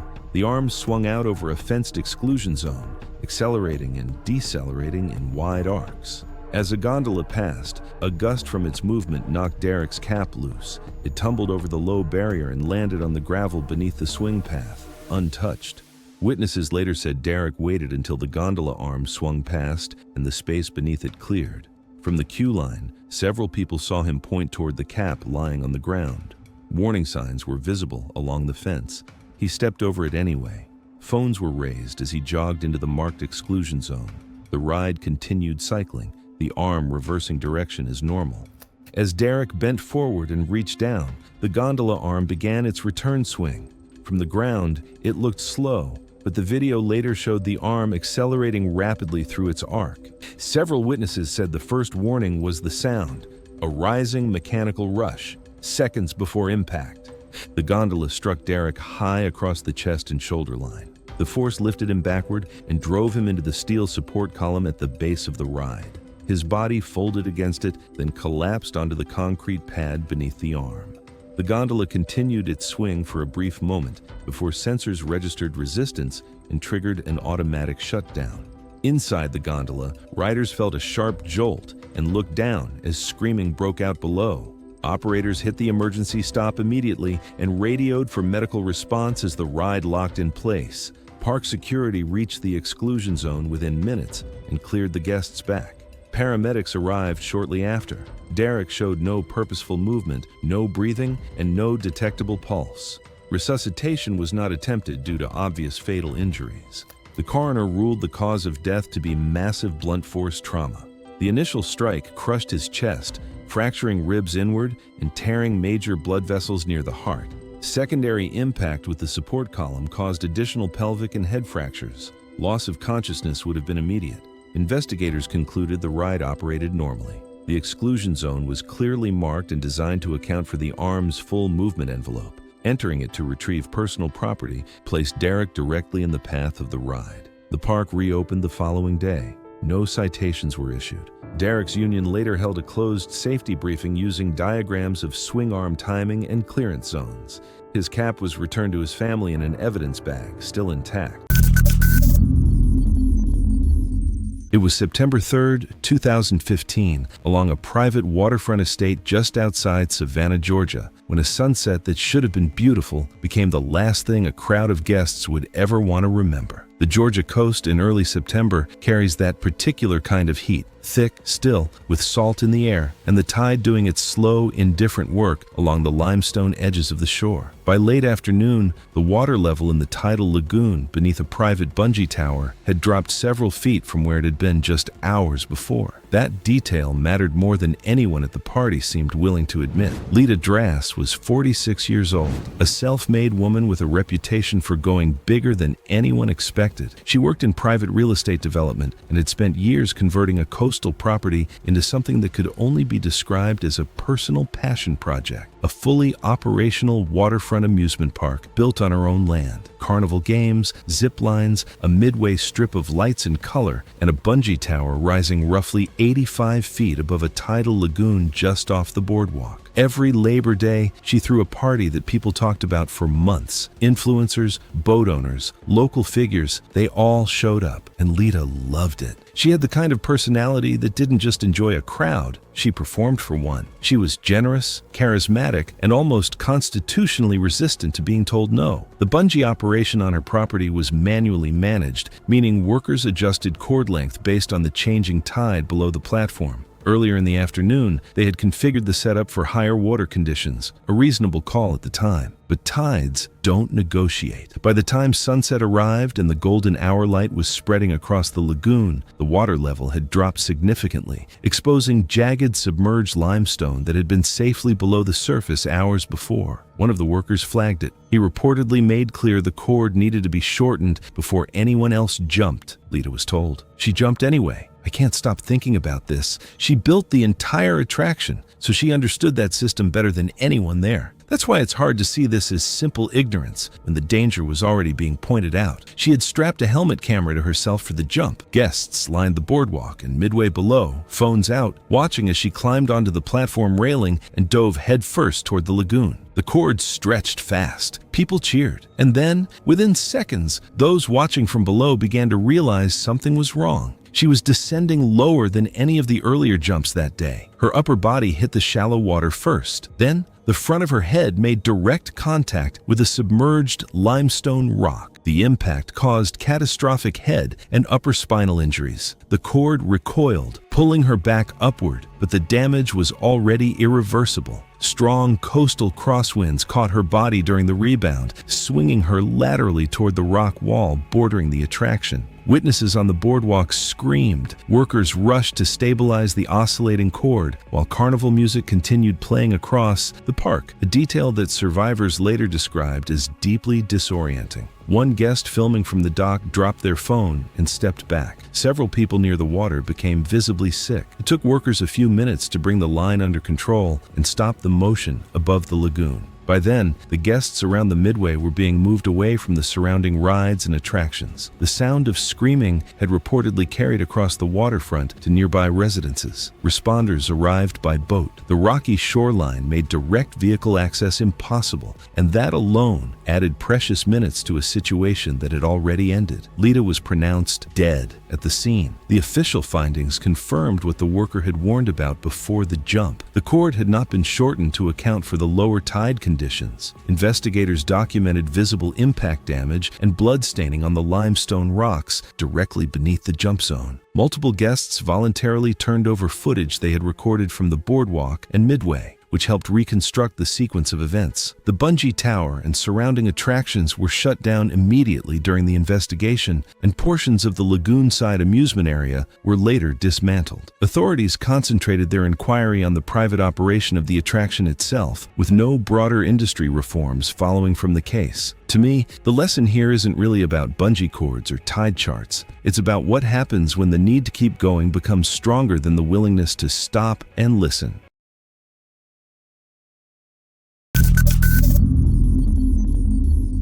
It was August 3rd, 2016, at a large coastal amusement park in Southern California. The park was crowded, orderly, and calm until a brief careless decision unfolded in plain view. Mara Delaney was 29. and worked overnight in a customer-facing supervisory role, a job that demanded calm authority under constant exhaustion. She spent nights managing complaints and conflicts, sleeping in fragments during the day. On her days off, she planned carefully, not to relax but to document that the time counted. She came to the park with her younger sister and a co-worker, expecting something easy. They boarded a slow-moving scenic track ride, a family attraction with open bench seating and a standard lap seatbelt. The vehicles glided close to the ground, following gentle turns through themed structures. The belt was not a harness. It was meant only to keep seated riders from shifting during curves. Mara wanted a candid photo that looked unplanned. As the car idled at dispatch, she adjusted her dress and complained that the seatbelt sat awkwardly. She said she would unclip it briefly to turn around. Before the discussion ended, the vehicle rolled forward. As the ride moved smoothly through its opening section, Mara raised her phone, twisted at the waist to frame her sister, and released the belt. It fell slack, and her hips shifted on the smooth bench surface. As the vehicle entered a shallow banked curve, the motion changed. The speed increased slightly, enough to press riders sideways. Without the belt holding her in place, Mara slid across the bench instead of staying centered. Her phone shook as she tried to keep it raised. Her right shoulder struck the side panel with a sharp jolt. A rider behind her later said it looked like she tried to keep filming instead of grabbing the seat. She reached left, fingertips scraping along the edge of the bench without finding a grip. The surface was slick from mist and previous riders. Her lower body continued to slide. Her hips crossed the seat line, followed by her torso. In platform footage reviewed later, her lower body shifts upward as her weight tips past the edge. Her head struck a rigid boundary near the track channel. The impact was flat and abrupt, cutting through the ride noise. Several witnesses described it as a single hard sound. The phone flew from her hand and skidded along the ride floor. Mara's body collapsed sideways and did not move again. Riders in the vehicle behind saw her collapse sideways and began shouting. Several guests along the walkway pointed as the ride slowed and stopped within seconds. Operators hit emergency controls and called for medical response. Park security arrived quickly, followed by paramedics who assessed the vehicle where it sat on the track. Mara showed no signs of recovery. Paramedics assessed her where the vehicle stopped and pronounced her dead at the scene. Video recorded by nearby guests did not capture the impact itself, but showed her turning, releasing the belt, and slumping as the car entered the curve. Her final position in the seat and the recovered phone corroborated the sequence of events. The coroner ruled the cause of death to be severe blunt head trauma. The fatal injury was a fracture at the base of the skull caused by impact with a fixed edge, resulting in immediate loss of consciousness. There was extensive brain swelling and bleeding, injuries consistent with a sudden forceful strike rather than a fall from height. The investigation found the ride operated as designed. The seatbelt would have limited sideways movement if worn. Unbuckling removed the only restraint keeping her centered, and twisting during motion increased the sliding risk. No mechanical defects were identified. Her sister deleted most of the photos from that day and kept one unposted image from the parking lot, unfiltered and never shared.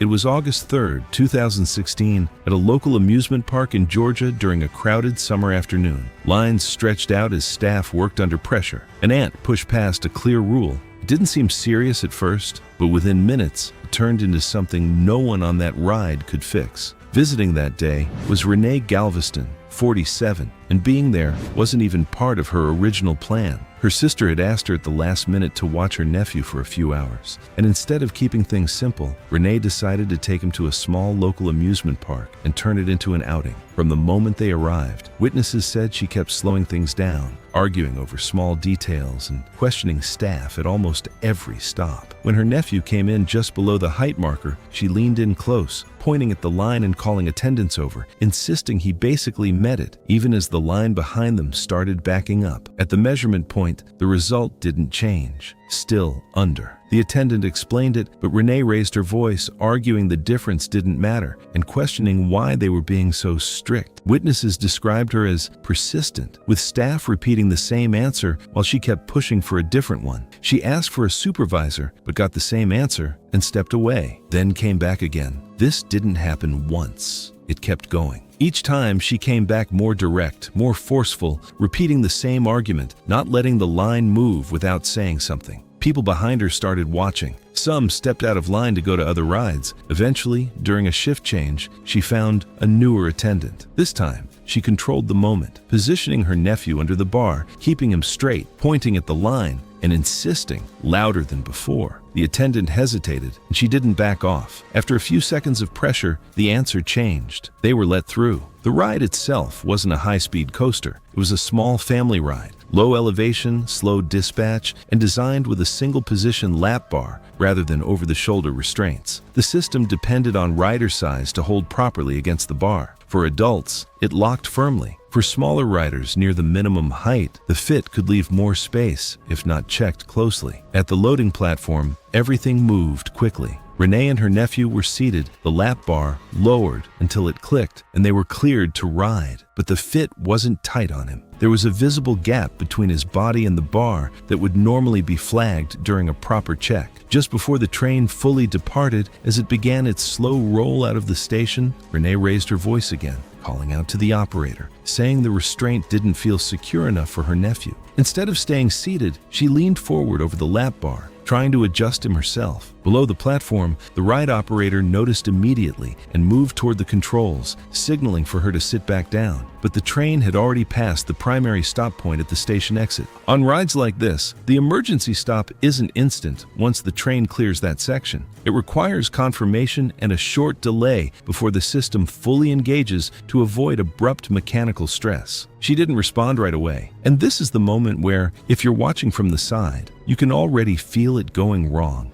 As the train entered its first shallow turn, still moving slowly but no longer perfectly level, the shift in motion was enough. Renee was already leaning forward and partially out of position. When the car rotated slightly, her center of gravity moved past the lap bar. With her weight no longer supported, she lost her footing. Her body pitched sideways. She reached out instinctively, grabbing onto the nearest person beside her, another rider, Evan Cruz, 32, who had been seated properly just one row over. The sudden pull caught him off guard. His upper body was yanked toward her, and with the lateral movement of the turn, it was enough to break his position against the restraint. Neither of them had time to recover. Both of them went over the side of the car. They fell from the slowly moving train down toward the operator walkway below, approximately 8 to 10 feet. The drop wasn't extreme, but it was onto a hard, narrow service path with metal railings and equipment lining the side. Renee hit first, striking the edge of the walkway and railing. Evan came down moments after, hitting the same area with full force. The train continued forward briefly as the operator completed the emergency stop sequence.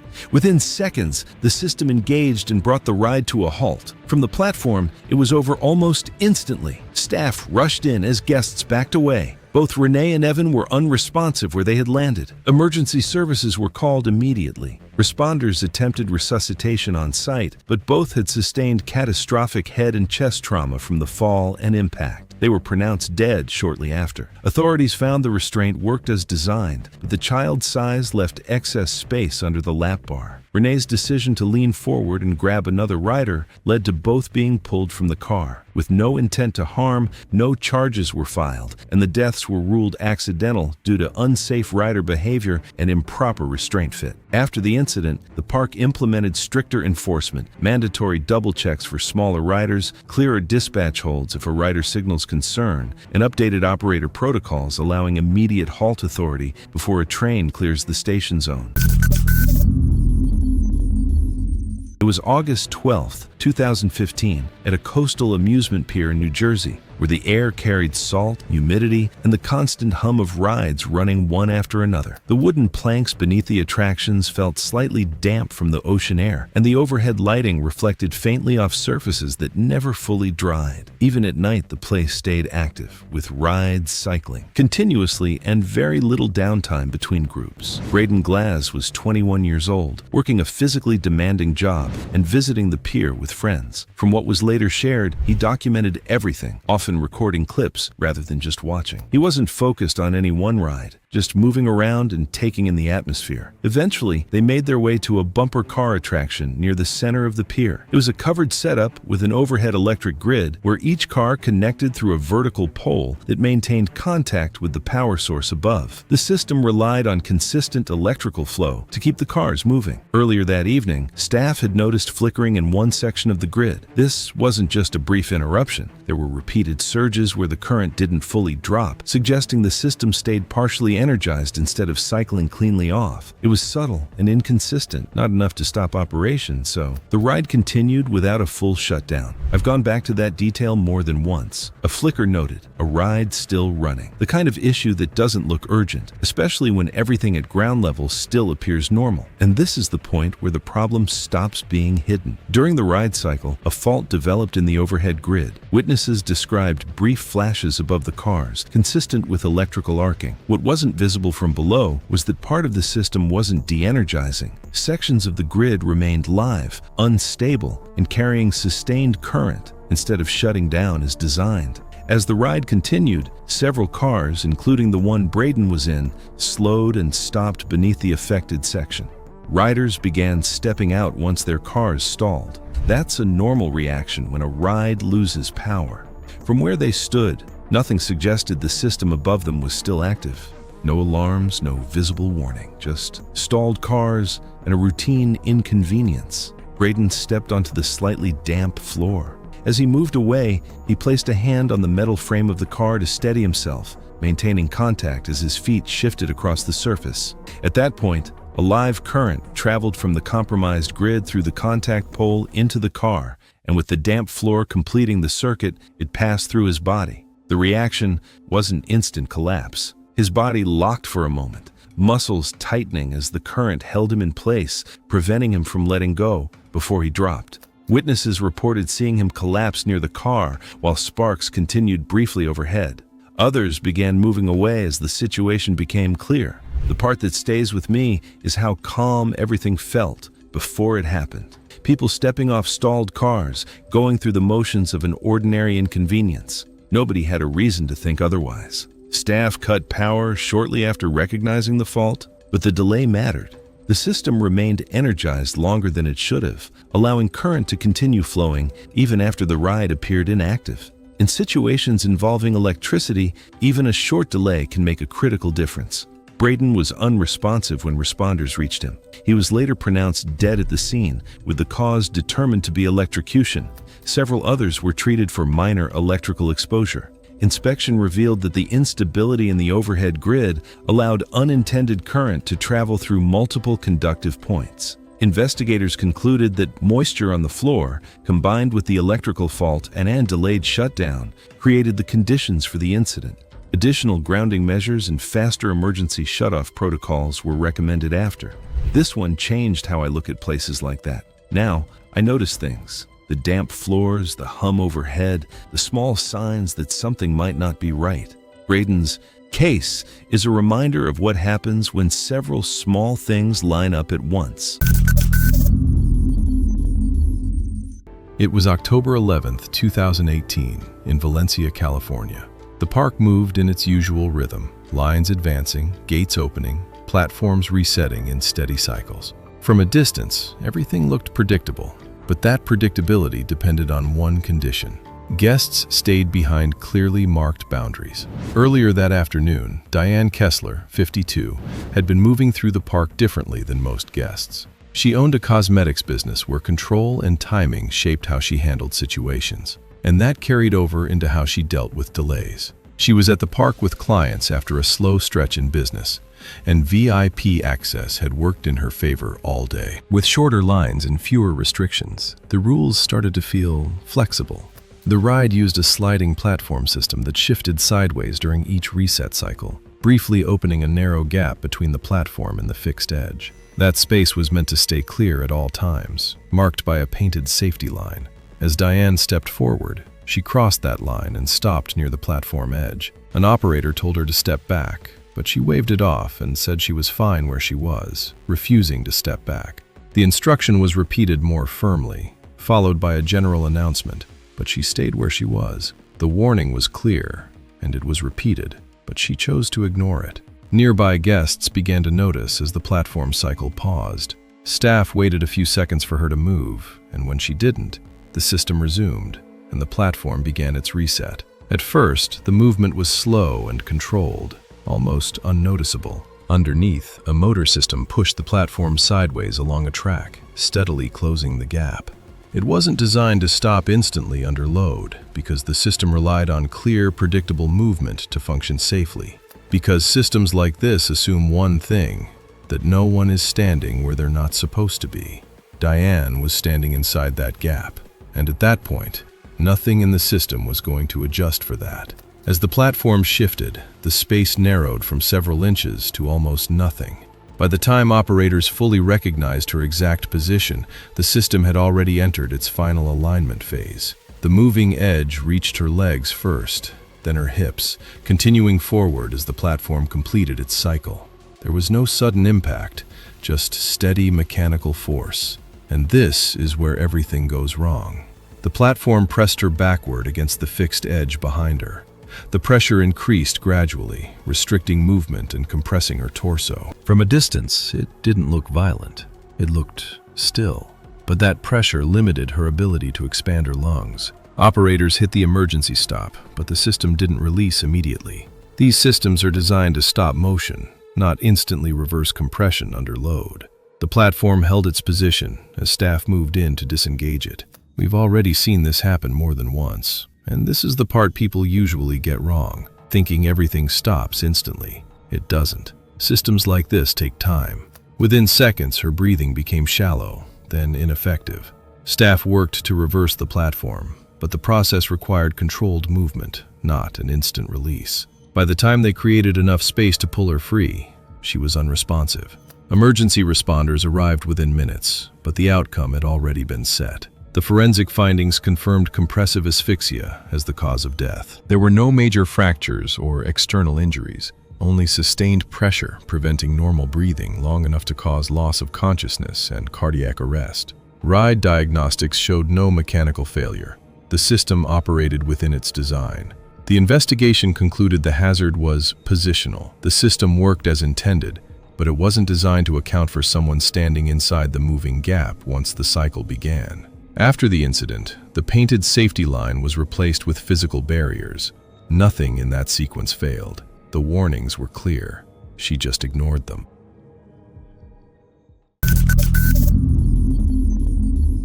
It was August 19th, 2016, and the desert outside Reno, Nevada was still radiating heat long after the sun had started to sink. The dry air out there doesn't cool down easily, and by evening, the temperature on the flatlands was still hovering in the low 90s. Vicki Glome was 43 years old. She had made her money in real estate investment, buying, developing, and flipping properties across the American West. She was sharp, ambitious, and completely addicted to the spotlight. The kind of person who didn't just host parties, she performed at them. She had poured nearly $11 million into making sure she had the most unforgettable backyard in Nevada. Across 14 acres behind her estate, Vicki had built a fully operational private amusement park, carnival booths, a miniature coaster, bumper cars, food stands, and at the center of it all, a compressed air launch tower. The ride shot a steel capsule roughly 85 feet straight up. It was the crown jewel of the property. She hosted invitation-only events regularly, and this night was one of her biggest,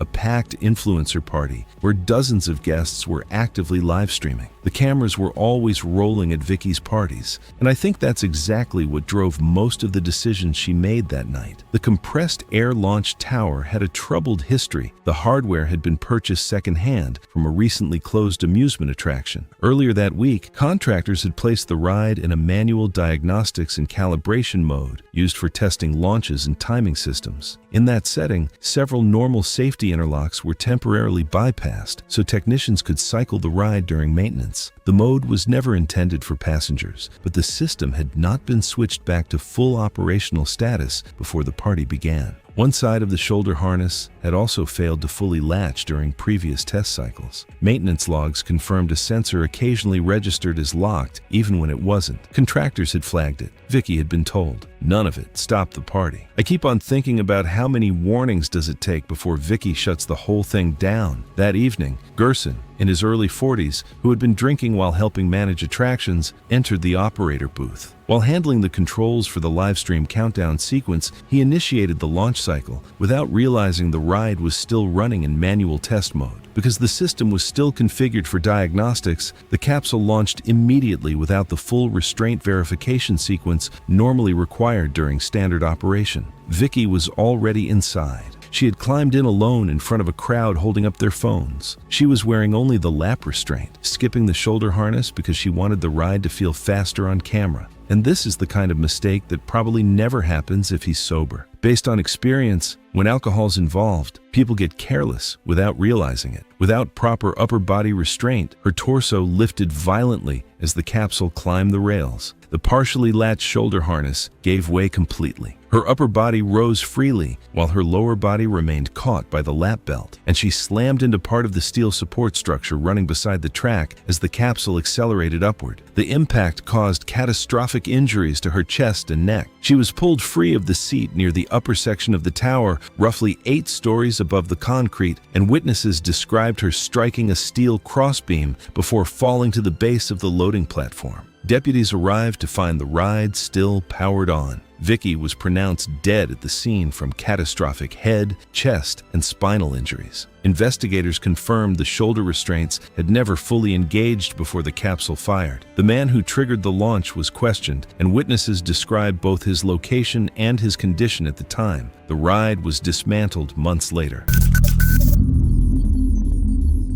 It was August 19th, 2017, in Central Florida. A large regional theme park was running at peak summer attendance. Near the park's main thoroughfare, a stretch of themed landscaping lined both sides of the walkway, anchored by a series of large decorative prop trees that had been permanent fixtures since the park's original construction in the late 1990s. Ricky Gafford was 44 and worked long-haul trucking routes across the southeastern United States. Most of his time was spent on the road, sleeping in his cab between deliveries and stopping at diners along the interstate. That week, he had a rare 2-day gap between routes and was passing through Central Florida on the way to his next pickup. Instead of continuing straight through, he decided to spend a few hours at the park, something he had never visited before. Like many truck drivers used to wide-open rest areas and highway stops, Ricky tended to walk along the quieter edges of crowded spaces rather than staying in the middle of the flow. As he moved along the thoroughfare, he drifted toward the landscaped border beside the path, just a few feet from the base of the decorative tree line. It was mid-morning and the thoroughfare was moderately busy. Ricky walked along the left edge of the path, slightly inside the planted border separating the walkway from the landscape bed at the base of the tree line. He was not looking up. One of the prop trees nearest to him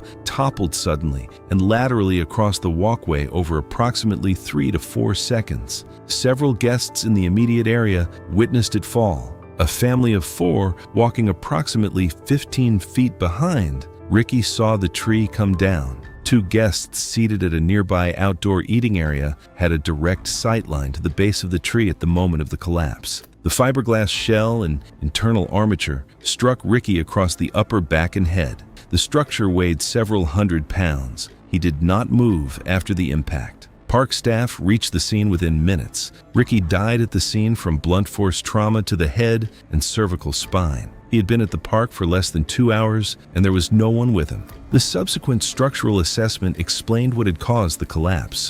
The tree that fell was approximately 22 feet tall, constructed around a central steel rod armature embedded in a concrete base during the park's original installation. Its exterior was a fiberglass and resin shell, shaped and painted to resemble a mature oak. From the outside, it had looked solid. No cracking, no leaning, no surface deterioration. But the internal steel rod had been exposed to years of water intrusion through hairline cracks in the base seal, a slow accumulation of moisture working at the metal from the inside. Corrosion of this type can progress internally for years without any external warning signs. The base rod had been deteriorating for an estimated 3 to 4 years before it failed.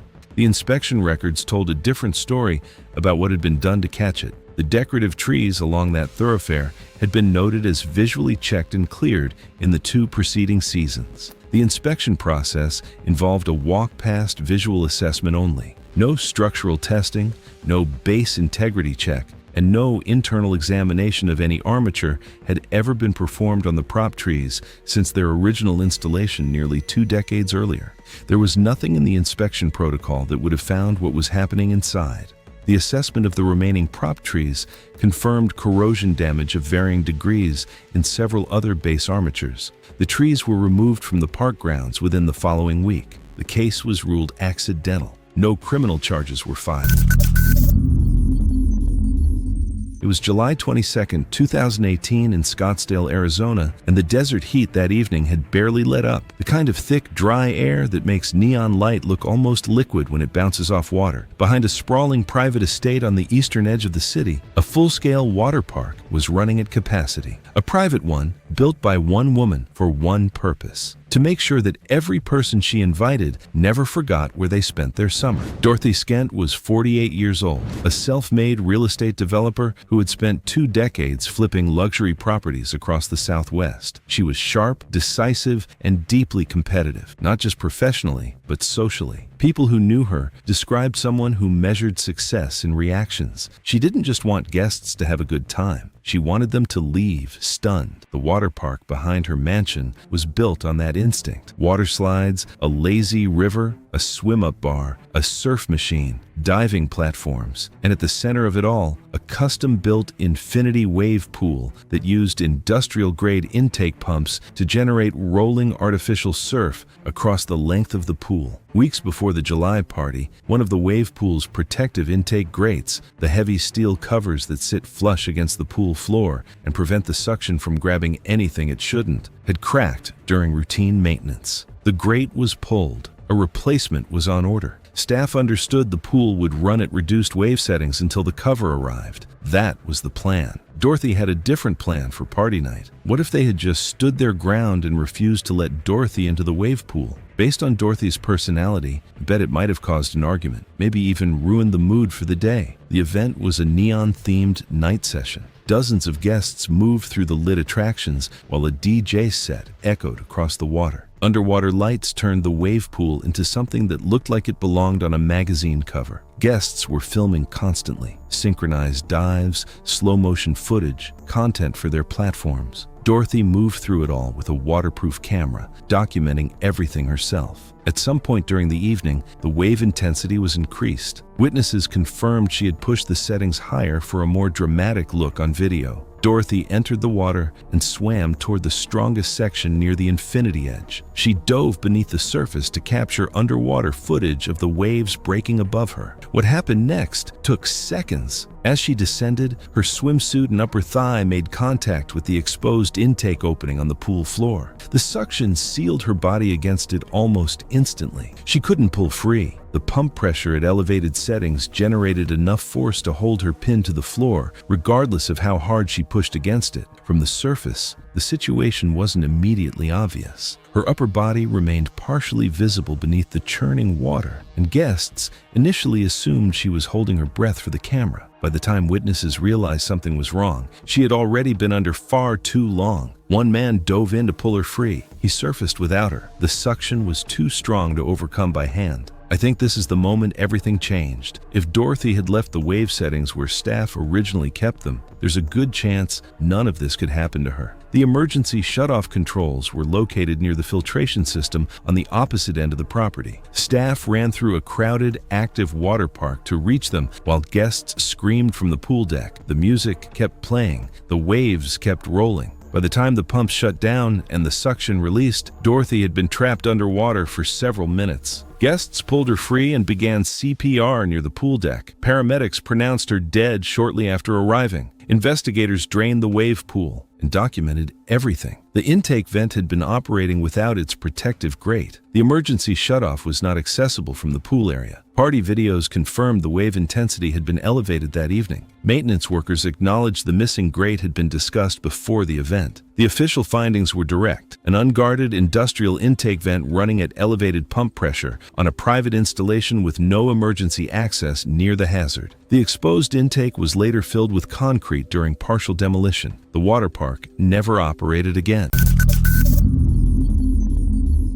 It was May 27, 2018, at a regional theme park in Florida where the heat lingered even into the evening and the air felt thick with humidity. The constant movement of people kept the area around the rides crowded and active. Music, mechanical noise, and overlapping conversations blended into a steady background that never really stopped. Miley Troff was 17 years old, visiting the park as part of a school group. She was the kind of person who made herself easy to be around. Agreeable, low maintenance, never the one to slow things down. When the group moved, she moved. When they picked a ride, she got in line. That willingness to just go along had probably served her fine every other day of her life. That night it didn't. They made their way to a spinning ride near the center of the park, a cylindrical structure that pressed riders against padded walls using rotational force. Once it reached full speed, the centrifugal pressure was what held everyone in place. The restraint system was basic. The ride did most of the work. The ride had been running continuously since the park opened. One of the restraint sensors had triggered intermittent warnings earlier in the day, but the ride hadn't been shut down. As attendants climbed through the afternoon, loading procedures grew faster and less deliberate. The rhythm of a busy day had taken over. That detail kept pulling me back. It's not that anyone decided to cut corners, it's that the pace became the decision and nobody stepped outside of it long enough to notice. During loading, a staff member checked restraints. Miley's was noted and the cycle was cleared to begin. Nothing appeared unusual. She took her position against the wall and the ride started. But her restraint hadn't fully engaged, not visibly loose, not obviously wrong. Just not quite locked into the position it needed to be. As the ride built speed, the force pressed riders into the wall as expected. For most of them, it held. For Miley, the slight gap meant her body wasn't anchored the same way. As rotation fluctuated slightly, she began to shift, slowly, almost imperceptibly, downward along the wall. She felt it happening. People on the ride noticed her position changing, but didn't immediately understand what they were seeing. From the outside, it wasn't readable yet. A warning indicator activated on the operator's panel, but that same indicator had flagged earlier and resolved on its own. The operator waited to see if it would clear again. It didn't. She slid below the point where rotational force could hold her properly. Her lower body drifted toward the seam where the rotating floor met the vertical surface, a pinch point not intended for rider contact during normal operation. Once contact was made, the motion of the floor took over, and the ride was still spinning. A second staff member spotted the situation and called for a stop. The operator responded immediately, but at that speed, the braking system needed time. Several more seconds passed. By the time the ride stopped, the damage had already occurred. She was transported for emergency care, but later died from severe crush injuries. Internal review confirmed the restraint had not been fully secured. The warning indicator had been active before the stop. The rushed loading, the ignored sensor, the delayed response, none of it alone caused what happened. All of it together did.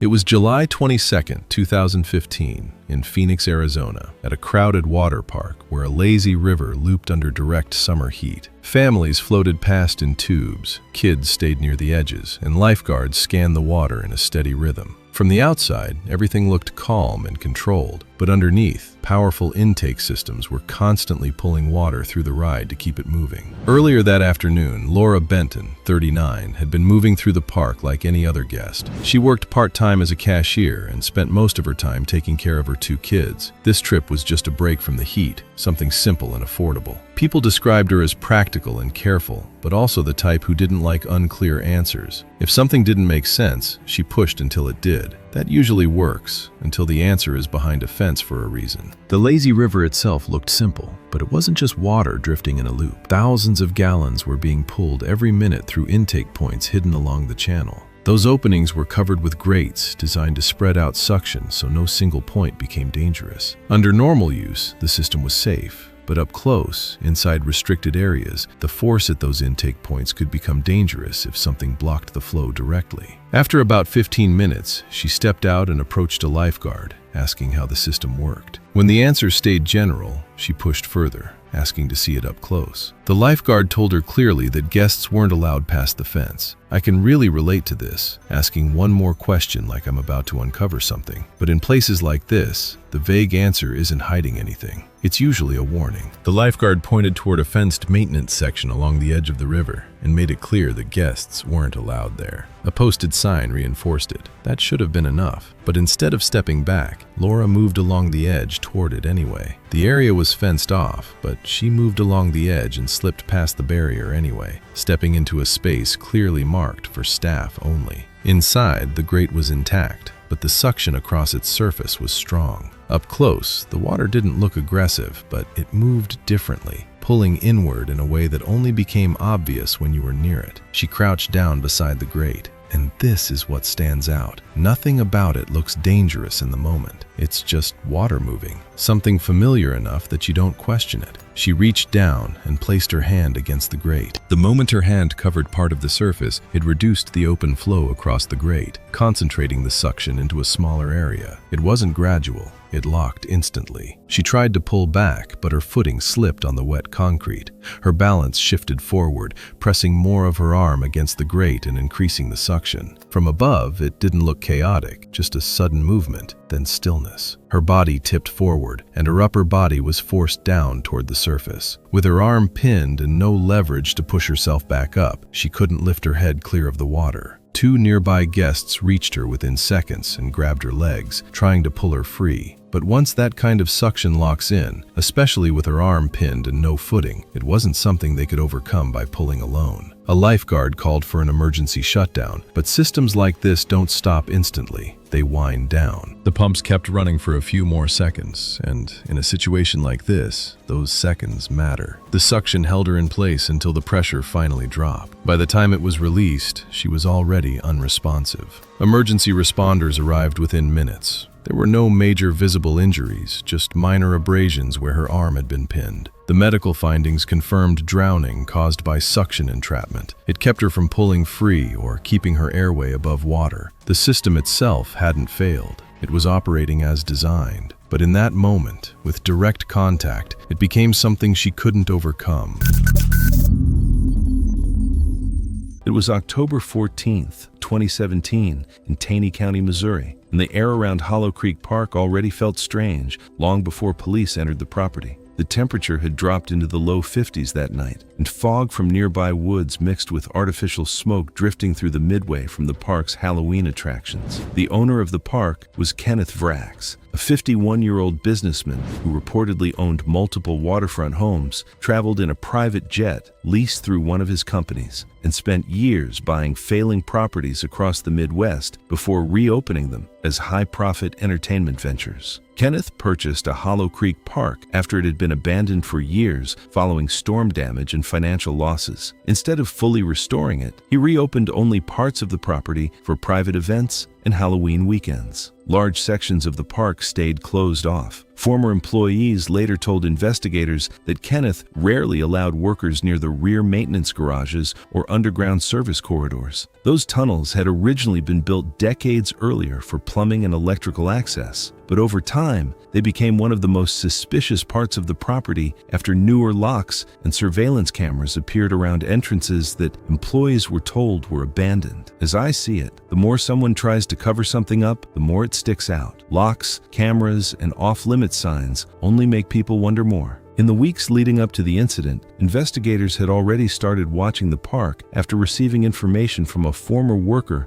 about illegal activity connected to backstage areas. Surveillance teams reportedly observed delivery vans entering through rear service roads late at night while guards patrolled sections of the property after guests had gone home. But on the night of October 14th, the park was crowded with Halloween visitors. Families moved through haunted attractions while actors walked between fog machines and flashing lights. Because the event already used fake emergency effects as part of the show, many guests initially thought the arriving officers were performers. According to witness videos, confusion spread quickly once deputies started forcing people toward the exits with rifles drawn. Some guests continued filming because they still believed the raid was part of the attraction. Kenneth was reportedly reportedly inside a maintenance garage near the old carousel building with 2 security guards when officers entered the backstage area. Investigators later said the 3 men fled through an employee hallway connected to the underground utility tunnels beneath the park. The tunnels were narrow concrete corridors lined with exposed pipes and drainage channels. Officers moving through the passageways later reported hearing gunfire deeper inside the tunnel system. During the exchange, a bullet struck an overhead water pipe, causing water to spray across the floor and down a nearby maintenance shaft. One of the guards surrendered near a tunnel junction, but Kenneth continued deeper underground before climbing a fixed steel ladder leading toward an emergency hatch 18 feet above the tunnel floor. Investigators later concluded that water from the damaged pipe had spread across the ladder rungs. Kenneth was also carrying a short rifle attached to a shoulder sling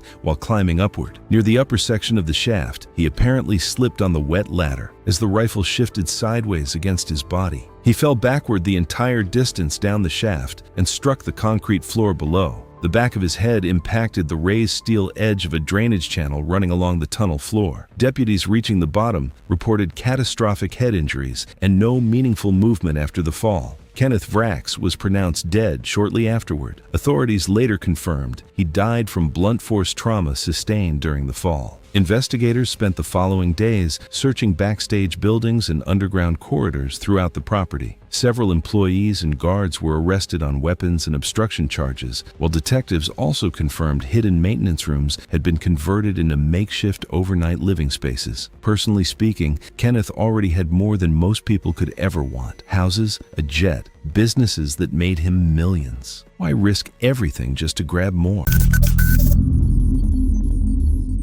It was May 29th, 2014, in Orlando, Florida, and the water park was already at full capacity, with lines packed tightly across every attraction. From the outside, the large funnel-style slide looked smooth and controlled, with riders entering at steady intervals. But inside, the system depended on balance, timing, and uninterrupted flow to function safely. At the front of the line, Sharon Pike, 46, had already spent hours in the heat. She worked in sales, where she was used to pushing through delays instead of waiting. She came with her sister's family to take a break from work, but by then, the waiting was already getting to her. The ride used 2-person inflatable tubes as part of its design. The combined weight kept the raft stable through the enclosed sections. At the gate, attendants stopped her and told her she needed a second rider before dispatch. She didn't step back. She told them she didn't want to wait and that she'd just go alone. The attendant repeated it. 2 riders only. There was a pause. The line behind her tightened, people shifting forward, and another group was already being staged. She stayed at the gate instead of moving aside, holding her position. A second attendant stepped in, trying to pair her quickly with another rider, but she waved it off and kept her hands on the tube, already angled toward the entry. And this is where it shifts, because the warning wasn't missed. It was given clearly. Twice. When the gate opened for the next dispatch, she moved forward with it before the staff could stop her, entering the slide alone. Seconds later, the next raft entered and collided with her at speed.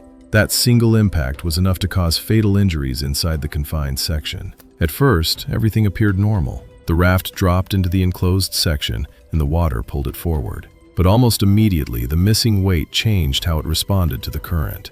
Within seconds, it began to wobble. As it moved through the first curve, the front lifted slightly while the rear dipped, shifting the center of gravity. That shift caused the raft to rotate off-center, placing it at an angle against the flow. And this is where everything starts to come apart. The raft tipped, and she was thrown partially out, losing her seated position as the water carried both her and the tube forward. Instead of staying aligned with the current, her body turned sideways as she entered the next curve. Her speed dropped. The water kept pushing, but she was no longer moving with it. She wasn't fully pinned, but she wasn't clear either, caught in a position that disrupted the flow just enough to slow her down. Seconds later, the next raft was released. The rider behind had no warning. No visibility inside the enclosed section. No way to stop. The raft caught up and collided with her at speed. The impact forced her further into the curve, pushing her into the slide wall before continuing forward. By the time operators noticed the delay between dispatch and exit times, the damage had already been done. And this is the part people don't think about. The ride doesn't recognize something like this right away. It keeps running until someone stops it. Operators initiated a manual shutdown after noticing irregular timing and reports from riders exiting the slide. Staff entered through an access point and located her inside the enclosed section. She was unresponsive. Emergency responders arrived shortly after, but the injuries were already severe. The medical examiner later confirmed the cause of death as blunt force trauma, consistent with a high-speed impact inside the slide. The investigation confirmed the sequence. A single rider entered a two-person raft, leading to instability, partial ejection, loss of alignment, and a collision with the following rider. No mechanical failure was found. The system operated as designed. What stands out is how normal it begins. I've seen people ignore small ride rules like this all the time, assuming nothing serious will happen, and most of the time, nothing does, until one time it does. After the incident, procedures were updated to strictly prevent single riders from using multi-person rafts under any circumstances, removing any possibility of imbalance at dispatch, because in the end, nothing broke.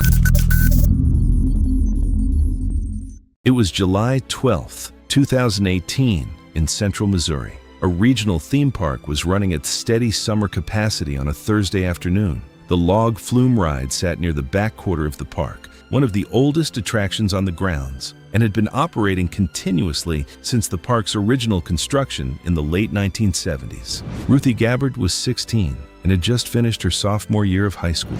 She lived with her parents and an older brother in a small house outside of town and was spending the summer at home before the next school year began.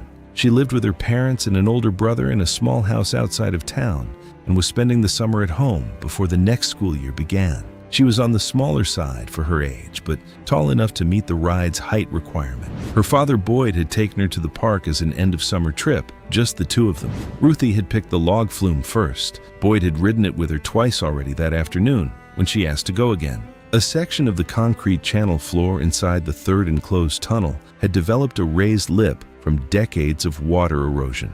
Logs occasionally caught on the raised section before the current pushed them free, a problem documented 11 times over the previous season with no structural repair ever scheduled. On the afternoon of the incident, the water flow was running below standard due to a pump flagged for service earlier that week and not repaired. At reduced flow, the current was no longer strong enough to push a fully loaded log free once it caught on the lip. Boyd and Ruthie's log entered the third tunnel at normal speed.